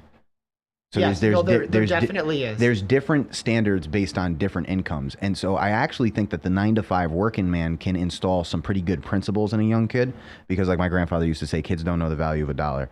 I didn't know what he meant until I had a younger brother. I say that about you guys, your age bracket, all the time. So the 9-to-5 working man mentality, it's not wrong. It's just a different variation of lifestyle. Like, my mom's dad died with $1 million. And at a certain point, we were like, wow, he died with $1 million. Now, to certain people, that's a joke. But to the standards of the income of the family, that's like, oh, wow, he died with $1 million. So there's different worlds. I can see that. Basically, if you are going to be the 9-to-5 guy, there's a different rate of success for a 9-to-5 guy. There's only so good a 9-to-5 guy could be. So having a pension job is like one scenario of, like, the better end of retiring as a 9-to-5 guy, because money keeps coming in. And the 9-to-5 mentality can get kids started on simple principles of saving or simple principles of spending. Like, just when I'm explaining to my little brother that we all, unfortunately, because we're young kids and it's 2022, we all have a vape addiction. So, and my little brother's like, I bust ass at work. I'm like, let me tell you something. The 8 hours you put in at work, all that time spent that you hated at that job, all that buys is 6 of these. That's it. Or to look at those simple things that's like, I made $150 today. And it's like, okay, cool. But you have to put X amount into your gas tank so you can get to the job. You have a vape addiction. You have a coffee dependency. If you smoke weed, you have a weed dependency. If you have to have the latest video game, all that, if that's literally your lifestyle, all that needs to be factored into how you look at the money that you made that week. So how much did you really make with all those essentials that you have to have? So all those things for the standard of the regular family are good principles to start somebody off on. But then there's this big risk avoidant push that any bit of ambitious ideas of what you want to do with your money is just like, that is a fucking no-go. Don't do it. We had a little half and half, because our mom's dad, he was a bit of an investor, and he died with good money for somebody of his standard of where he was in life. However, the risk avoidance, and then new things that come along, like, we don't even understand. We're 50 years old. We don't understand the crypto market. Don't even get involved. So don't touch there's it. fear attached to it too. There's that also. Yeah, like, my grandfather, when he passed away, he was like 93. Great. Did a good job. I had wished he would have had, like, IBM when he was like 1950s, right? I wish he had that. My father had, God, I don't even know if you know these companies, like Nortel. And no, don't even know who Nortel is. Nope, This no, is sir. 20 years ago. So, like, Nortel was a big tech company way back when, shot to the moon. Stuff went down, right? So my dad worked for a big company in Canada. They had some of that stuff. So I could see he would take on some risk, but he still didn't have a lot of risk associated with it. But I myself have always been like, I'll take on more risk than risk if it's comfortable in my risk level there. Right. I know I've said risk a shit ton of times there, but I will take on the right amount of risk with the right amount of asset portfolio there. Right. So, like I say, if this is if this NFT is 1% of my net worth, It's if not I risk. lose it all, It's not risk. What risk is there? It's not risk. But- It's a rounding error in crypto games. But if this 1% starts creeping up to like 10%, then I actually have to sell some of it because it's getting too much of my net worth because I don't want it to get greater than a next number percentage that I've set. Right. So I'm okay if this goes to $1 million, but my net worth needs to be going up with it. I need to be selling off as things go up as well. Yeah, you're just managing the portfolio and stuff. And then, I mean, just to go back to that question of what you were saying in terms of like how to increase that risk or how to get that ability to start taking risks and stuff. So you obviously, the more knowledgeable you become in a space, the more you're more likely to take a risk. Risk is really relative to like how much knowledge you know in something and how proficient you are in a field, right? And you could be doing a certain workout where people are like, that's risky for them, but for you, it's like, that's a Tuesday. Right. Right. That's a Tuesday. So it's like once you become I became very proficient in crypto, but I had this problem where I knew a lot about crypto, but I wasn't taking as much risk. By risk, I mean I wasn't investing as much as I should have been. Playing it safe. I was playing it very safe. So I mean, no, don't do. Now this is kind of like a weird thing. Where, like I basically started gambling. I started gambling in order to become more degenerate because I was too risk averse, basically. Because that growing up in that immigrant mentality of like saving my money, being really careful, because like I was truly working on in a physical business where I was like killing myself physically to get those dollars, and then it was like it would even me like I would listen to like nothing but investment stuff all the time, like all day, and even then I would be like, damn, should I really be putting this $100 I made today, all of it in this investment? And then it took me gambling and sort of in like figuring out like, no, like you got to take risks sometimes in order to like benefit your life. And also that whole thing of like, there is like you have to learn where your risk is, and then some people need to tone the risk down because they're too risky. Yeah, other people are not risky enough, and there is a balance, and everyone's different, right? That's what I was thinking. So it's never going to be perfect. Now, I mean, I use that, but then from there, like I've got great self-control that then I just don't let it get out of control and stuff like that in order to go into that. So it's like if 80% of the portfolio is in the good stuff, the blue chip sort of stuff, and the really good things, then but I know for a fact that 20% of my portfolio needs to be in risky shit, where I can really like grow the portfolio even better than Ethereum and Bitcoin and all this stuff. And then once that money is made, take profits, and then sprinkle that to the rest of the portfolio. And then at some point you have to then take profits across the whole board and take money into the real world. Because that whole thing we were talking earlier about like having to save money, there's savings and there's dry powder. Yeah. The dry powder means this is capital, this is stored energy that I'm going to use later on to then put back into the market or put back into something productive. Yeah. There's nothing wrong with taking profit. People think taking profit like, woo, you made all this money, you're going to spend it all. No. I have all this money saved up because I'm ready to fucking launch that cannon back in the fucking market when it's time. Mm-hmm. Yeah. But that's nuance, and then people don't understand nuance a lot of the time, and it takes experience to get it. But like I don't know the American system as well. I only went to school I only went 9, 10, and 11 in the US. I went back to Canada for 12 and then a university degree. So I got a little bit of both countries' education. We in Canada don't teach people nearly enough about business. Nearly enough. And in I'm schools sure or in what? schools. Okay. I think you're neck and neck with the States then. No, they don't teach you nothing about business. They don't teach you nothing. We offered an economics class. I think there was like 20 people in it. We offered a business class, 20 people in it. And we all got made fun of, like, oh, you guys are going to the economics class. I'm like, yeah, like this is going to help me understand business more. Yeah, I think an ultimate red pill in the world of finance is we grow up on quotes by entrepreneurs, by people who are trying to motivate us to be 9-to-5 workers.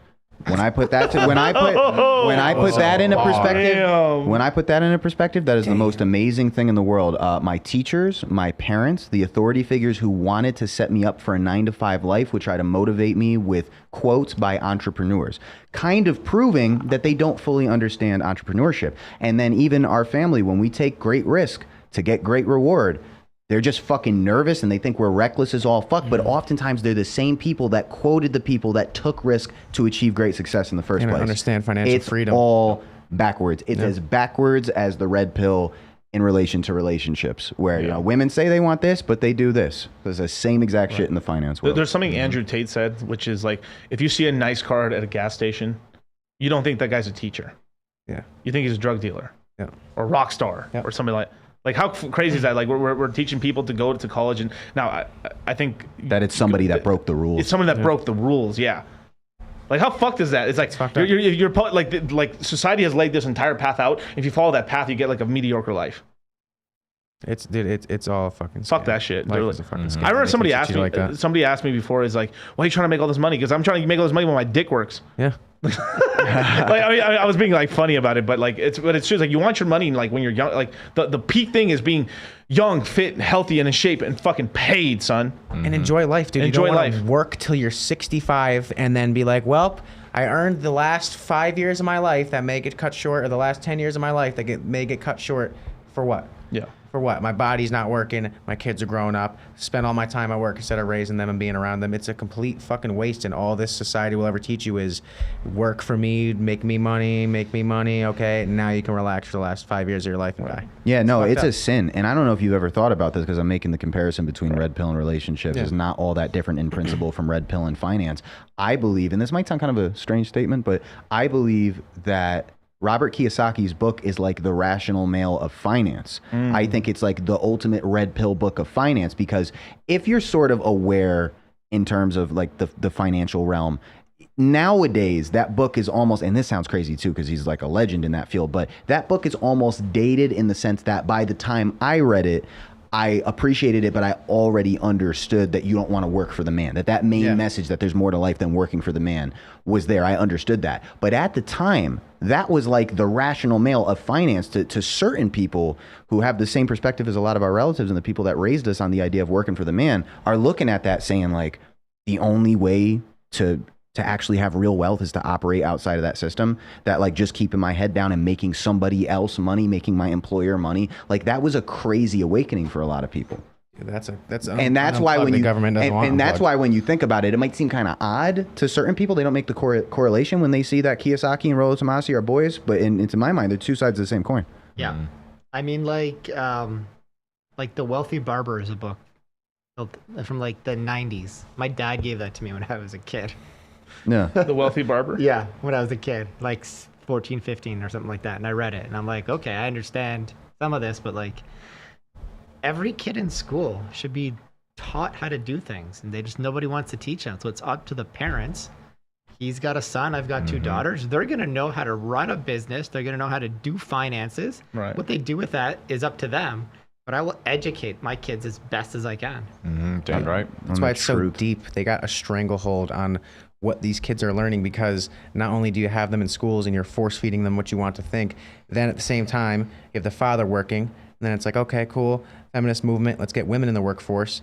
The school has the full indoctrination of these kids to what they want to think, because when you take the parents out of the household, especially with the mother not being there, you have full control on what they think, what they believe, and that's why so many kids are like, will argue with their parents based on if their parents are trying to lead them the right direction. Be like, I don't give a fuck. This is what I learned in school. Da da da da da. It's a full monopoly of control of where you want these kids to go in pursuit of making them financially greater. Yeah. That's why I want my son to follow in my footsteps of being homeschooled. I do not want him to go into the education system at all, because I know that I'll be able to teach him the things that he needs to learn to be successful, learning from all of you gentlemen here, than learning of the stupid programming that he's going to get in the education system. He's not going to learn anything that's going to help him be successful and be what he wants to be.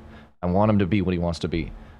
And you need to make sure they understand finance too. Absolutely. I save $50 a month since my oldest daughter was born, so I can get her a car when she's 16 years of age. But that's $50 a month to me, nothing. But I tell her that's what I'm doing.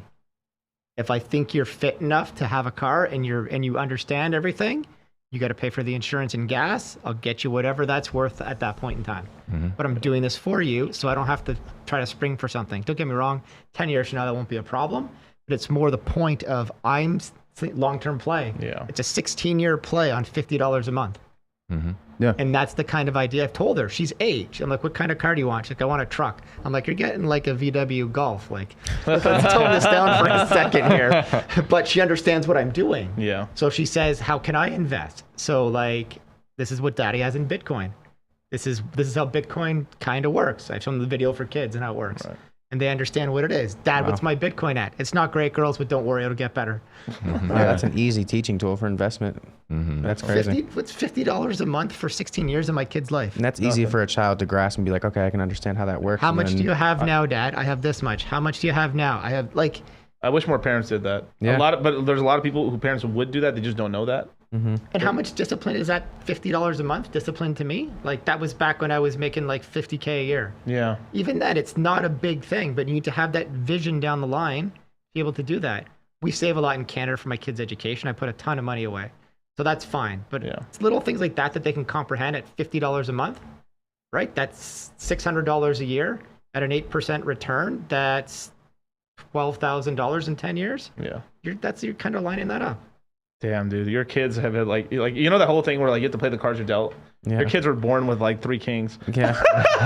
But I have life insurance in place Yeah. for generational wealth. Right. I'm trying to plan my wealth line so when I'm 90, everything is like going. That's what I'm trying to do for myself and my family. Yeah. And look, Franklin says that my parents had no idea. I know that's a fact. Mine didn't either and stuff like that, but we course correct that today. Yeah. Going on from now, our DNA, our lineage, we're course correcting everything. That's some We're real going. shit. We're going forward. That's the red And pill, think man. about the longevity that you can make. Right. If you ever want to have a family, if that's the path you want to take, the longevity you can make with that and the work ethic you can build into something like that. Right. Now, damn, that was heavy. That was a heavy I'm discussion. fired up That now. was amazing. This whole show's been heavy. Yeah. It's good I stuff. fucking love it. It's really But- good. So now that we've gone through the heavy stuff, can you share the screen for 1 second? I want to go into a little thought. I had a mommies. feeling. Oh boy. So that's enough good. Like, so if you guys ever seen the movie and stuff, that's enough like good Christian morals and stuff in the stream. Time to Now go we're off. about to turn up. Now I want to show you guys some of the cool stuff that the Sable brothers do for the Red Pill Lions and stuff, and some of their cool filmmaking. Now this is a rap song that I freaking love. Thank you. And you guys, I think you guys are about to film a music video for this song that hasn't even come out yet. and Yeah, stuff. what's it? I think it's just called Rolo. Yeah, bro. That's what the demo's called. That's So- the demo. yeah. called. I'm going to show you guys some of the quality music they make and stuff that just makes me laugh. So here you Fire. go. Check it out. This was so fun to shoot. Actually, I don't hear anything. Oh, I turned off my I was music. just say it's muted on you. Yeah, it's muted. Yeah. You guys hear anything? Is it coming through? I don't hear none. What is going on? This was my girl at the time. She had sex with my roommate. The backstory. Shout out. The other night I was down There you at go. Life, chilling at the club. You know, chill with this girl and she was dancing. And it's about 2 in the morning. I'm talking to her and realized she had like 2 kids at home. Now I don't mind the 2 kids at home. That's all good. I'm like, what the fuck is you doing in the club at 2 in the fucking morning on a Wednesday night? What the fuck? That mommy's in the club. She gon' need a babysitter. Call a babysitter. She gon' need a babysitter. That mommy's in the club. She gon' need a babysitter. Call a babysitter. She gon' need a babysitter. That mommy's in the club. She gon' need a babysitter. Call a babysitter. She gon' need a babysitter. That mommy's in the club. She gon' need a babysitter. Call a babysitter. She gon' need a babysitter. That mommy's in the club. I ain't never had a problem with a bitch. Young fly, yeah, nigga getting rich. Hit the club, got my bitches on the list. Drop some commas or some Prada, better holla cause I'm lit. He probably wonder where his mama at. Got DCF on the steps and the welcome mat. But my service with a burden, I'ma give him a brother. And if the youngin' get the wallet, he at camp for the summer. She fucking with me cause she know that I'm bout that. MKZ be the whip with the loud pack. 4 hoes deep and they latch to my belt strap. The crib reek of weed in the streets probably smell that. In the club. She gon' need a babysitter, call a babysitter. She gon' need a babysitter. That mommy's in the club. She gon' need a babysitter, call a babysitter. She gon' need a babysitter. That mommy's in the club. She gon' need a babysitter, call a babysitter. She gon' need a babysitter. That mommy's in the club. She gon' need a babysitter, call a babysitter. She gon' need a babysitter. That mommy's in the club. The club stops for nothing. She gotta get that party out her system somehow, and the bar's still jumping. So get your squad to meet with my squad. In the car straight bumping your favorite song about how men ain't shit and hit up the function. Only thing that can stop me is if a baby daddy run up on me. I'm with your baby mama, but she ain't got no baby body. I'm in the blazing sign, I've been rocking with the lady drama, product of what I drop, and I ain't about to waste a condom. Her last man had a problem with Ativan, and if he find out where she's hanging, he'll get in his battle stance. Now the club ain't no church and the church ain't no club, but she's happy to get her drink on and leave with a broke bum. And they'll call this misogynistic, like booty popping and pimping, cause I'm trying to fuck, but I'm also wondering where her kids is. And girls wanna dance to songs that refer to women as bitches. If you let your kids dance to it too, don't cancel me for Mommy's in tripping. the club. She gon' need a babysitter, call a babysitter. She gon' need a babysitter. That mommy's in the club. She gon' need a babysitter, call a babysitter. She gon' need a babysitter. That mommy's in the club. She gon' need a babysitter, call a babysitter. She gon' need a babysitter. That mommy's in the club. She gon' need a babysitter, call a babysitter. She gon' need a babysitter. That mommy's in the club. Out, bruh, now you bugging. You pay a lot of money for your kid and now she stunting. You working for a living, but she sipping and she puffing. You try and hit a line, but she fucking so she dubbing. I ain't stressing about a hoe. I've been getting up my money. She saying that she loyal, but she fucking with your buddy. And shawty let it clap on the snap for everybody. She say she went to college, but the hoeing what she studied. I know you wanna backtrack, skipping that tap. One mistaken, now your life changed, saying that's that. She get it poppin' with her bitches and she make your rack slack. Now your baby got no dinner, only eating fruit snacks. Leave a message, little bitch. Why you playing with me? I seen your ass up on the snap, you should be laying with me. I pay your rent and all your payments and I'm hating to see. I heard you got a babysitter, I ain't paying the fee. Mommy's in the club, she gon' need a babysitter. Call a babysitter. She gon' need a babysitter. That mommy's in the club, she gon' need a babysitter. Call a babysitter. She gon' need a babysitter. That mommy's in the club, she gon' need a babysitter. Call a babysitter. She gon' need a babysitter. That mommy's in the club, she gon' need a babysitter. Call a babysitter. She gon' need a babysitter. That mommy's in the club. Woo! Bars. And you're saying the girl in the beginning of the song was your girl or something? Not my committed girlfriend, but like my main rotation girl. Yeah, I told you, I got you use who you can when you're doing low budget films, and Right. you know, for what it's worth, she did good on that one. The little kids on her are her siblings.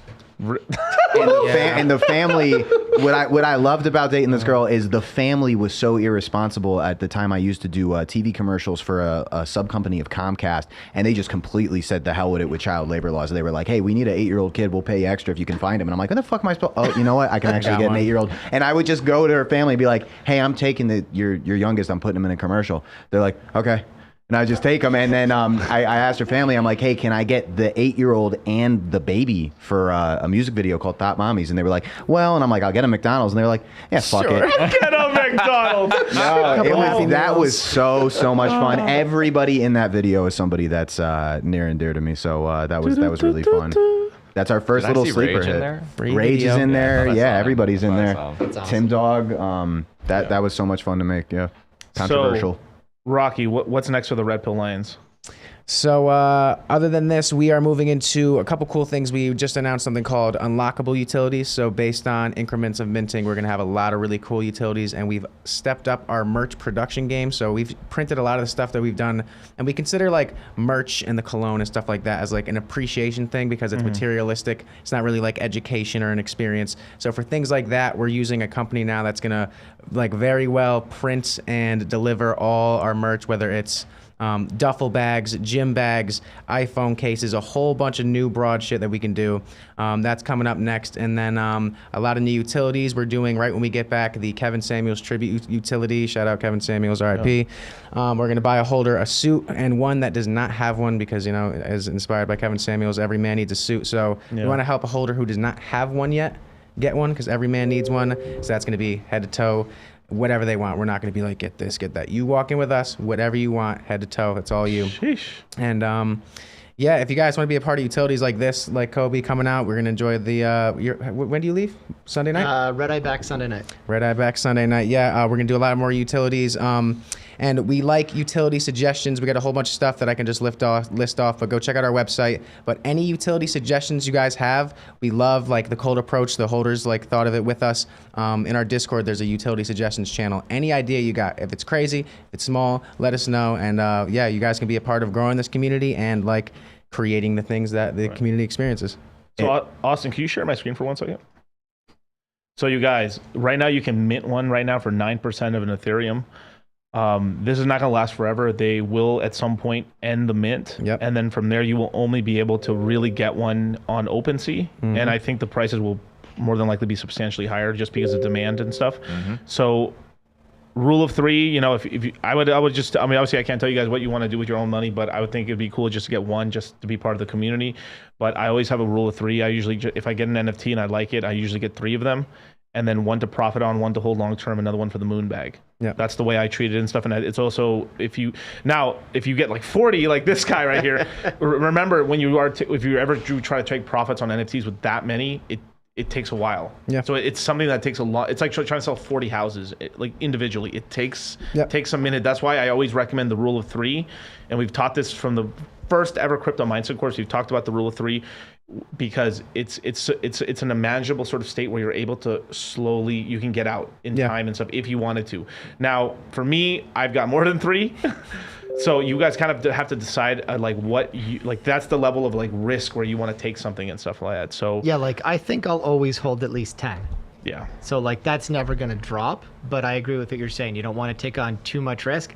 I like having these here. I love supporting these guys as well. So like I said, not a big deal for me. Appreciate you, brother. So like me getting to 40 is fine. ETH goes down to like 600. I might get another 10, 15, whatever these guys need.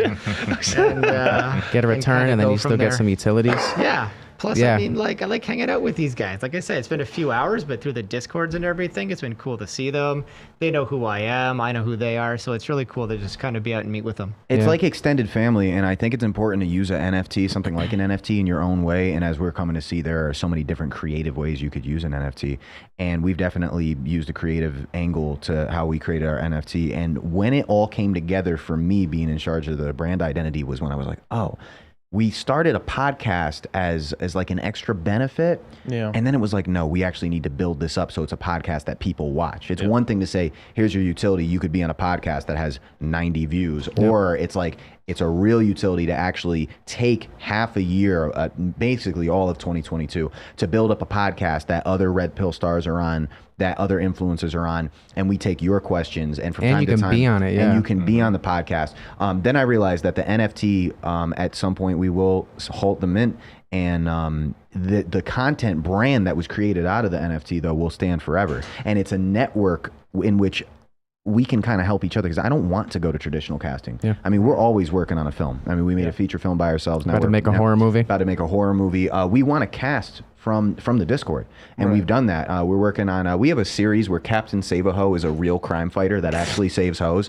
That's actually how Rolo and I met. You got to punch that in. He played the villain on that, and so one of our utilities was casting a holder in Save-A-Ho, and it's always a party when people come out, because they'll catch us on a day like, first of all, I mean, when you came to our first utility, that was at the CME, so that was like the Red Pill Expendables. Everybody was there, so you didn't just get to meet Rolo, which was our offer to you, come meet Rolo, but everybody was there.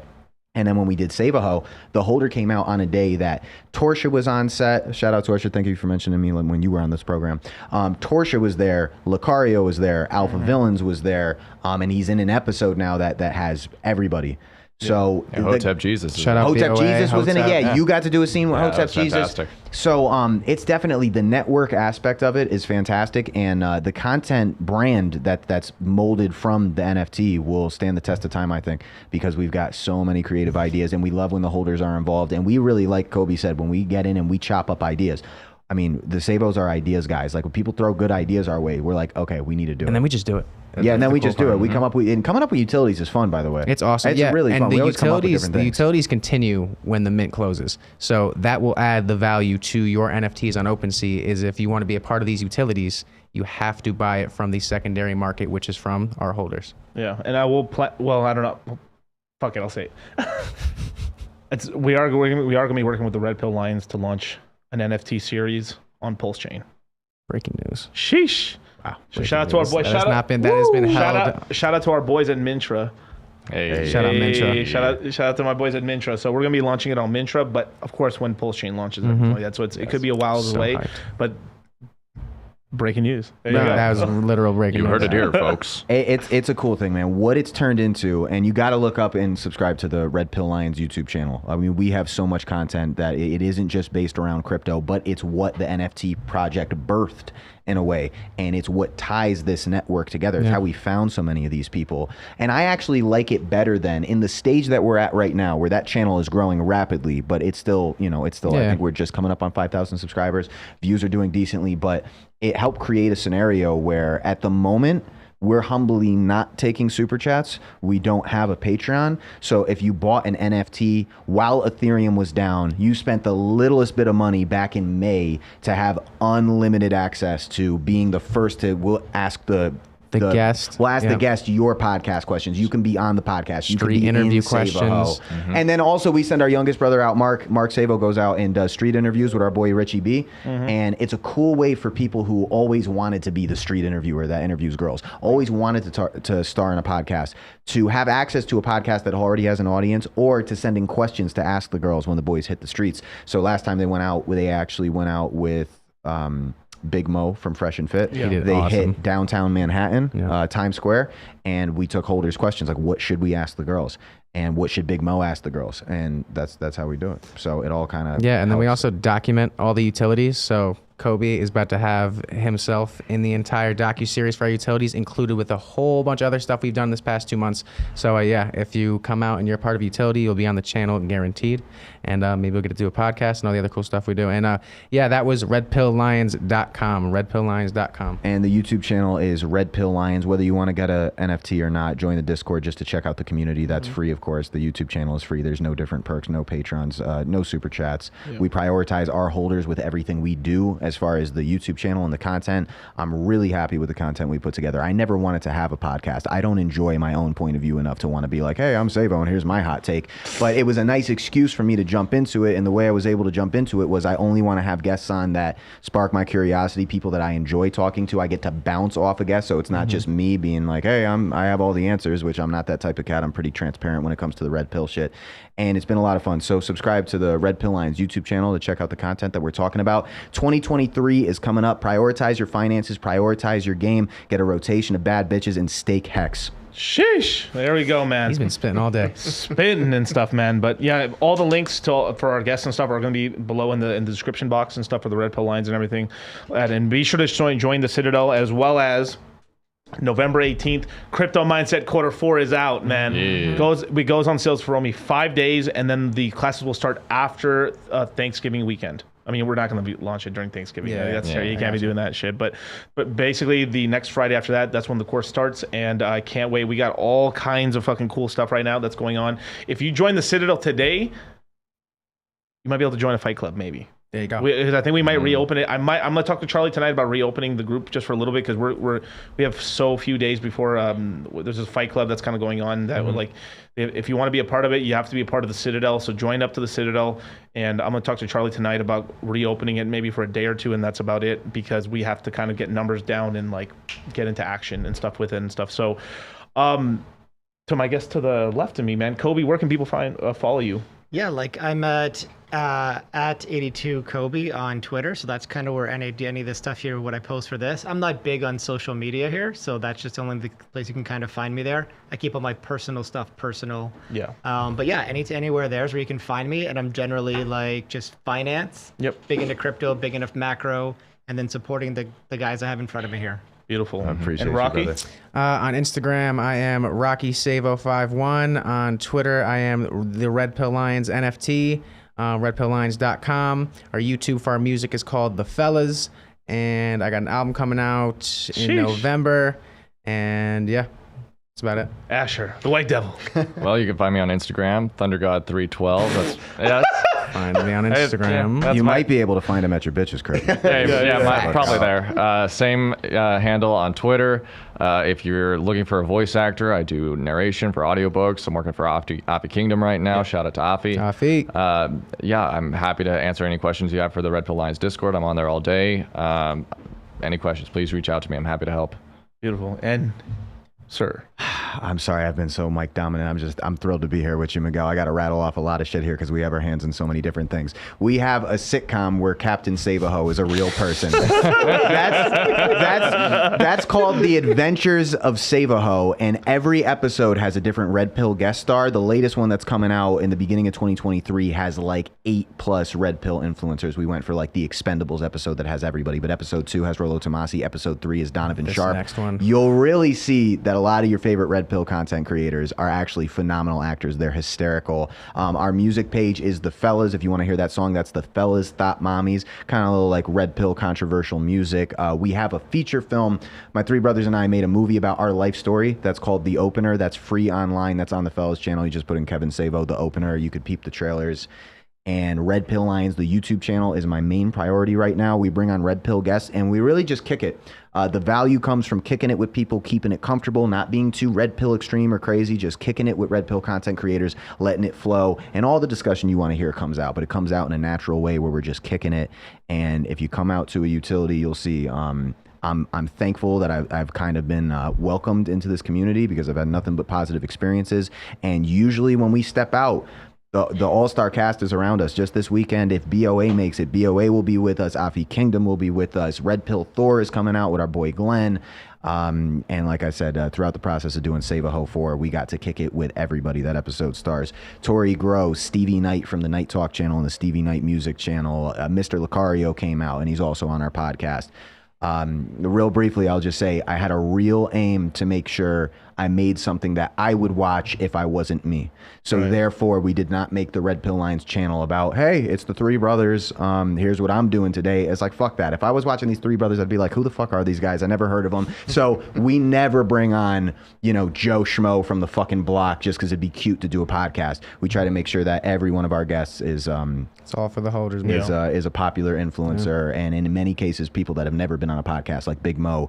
We had the first podcast in studio appearance from Stevie Knight, and he was fantastic. So just check it out, man. Trying to put a little spin on the content that you're used to and give it a little something different, and we will prioritize your questions if you're a holder.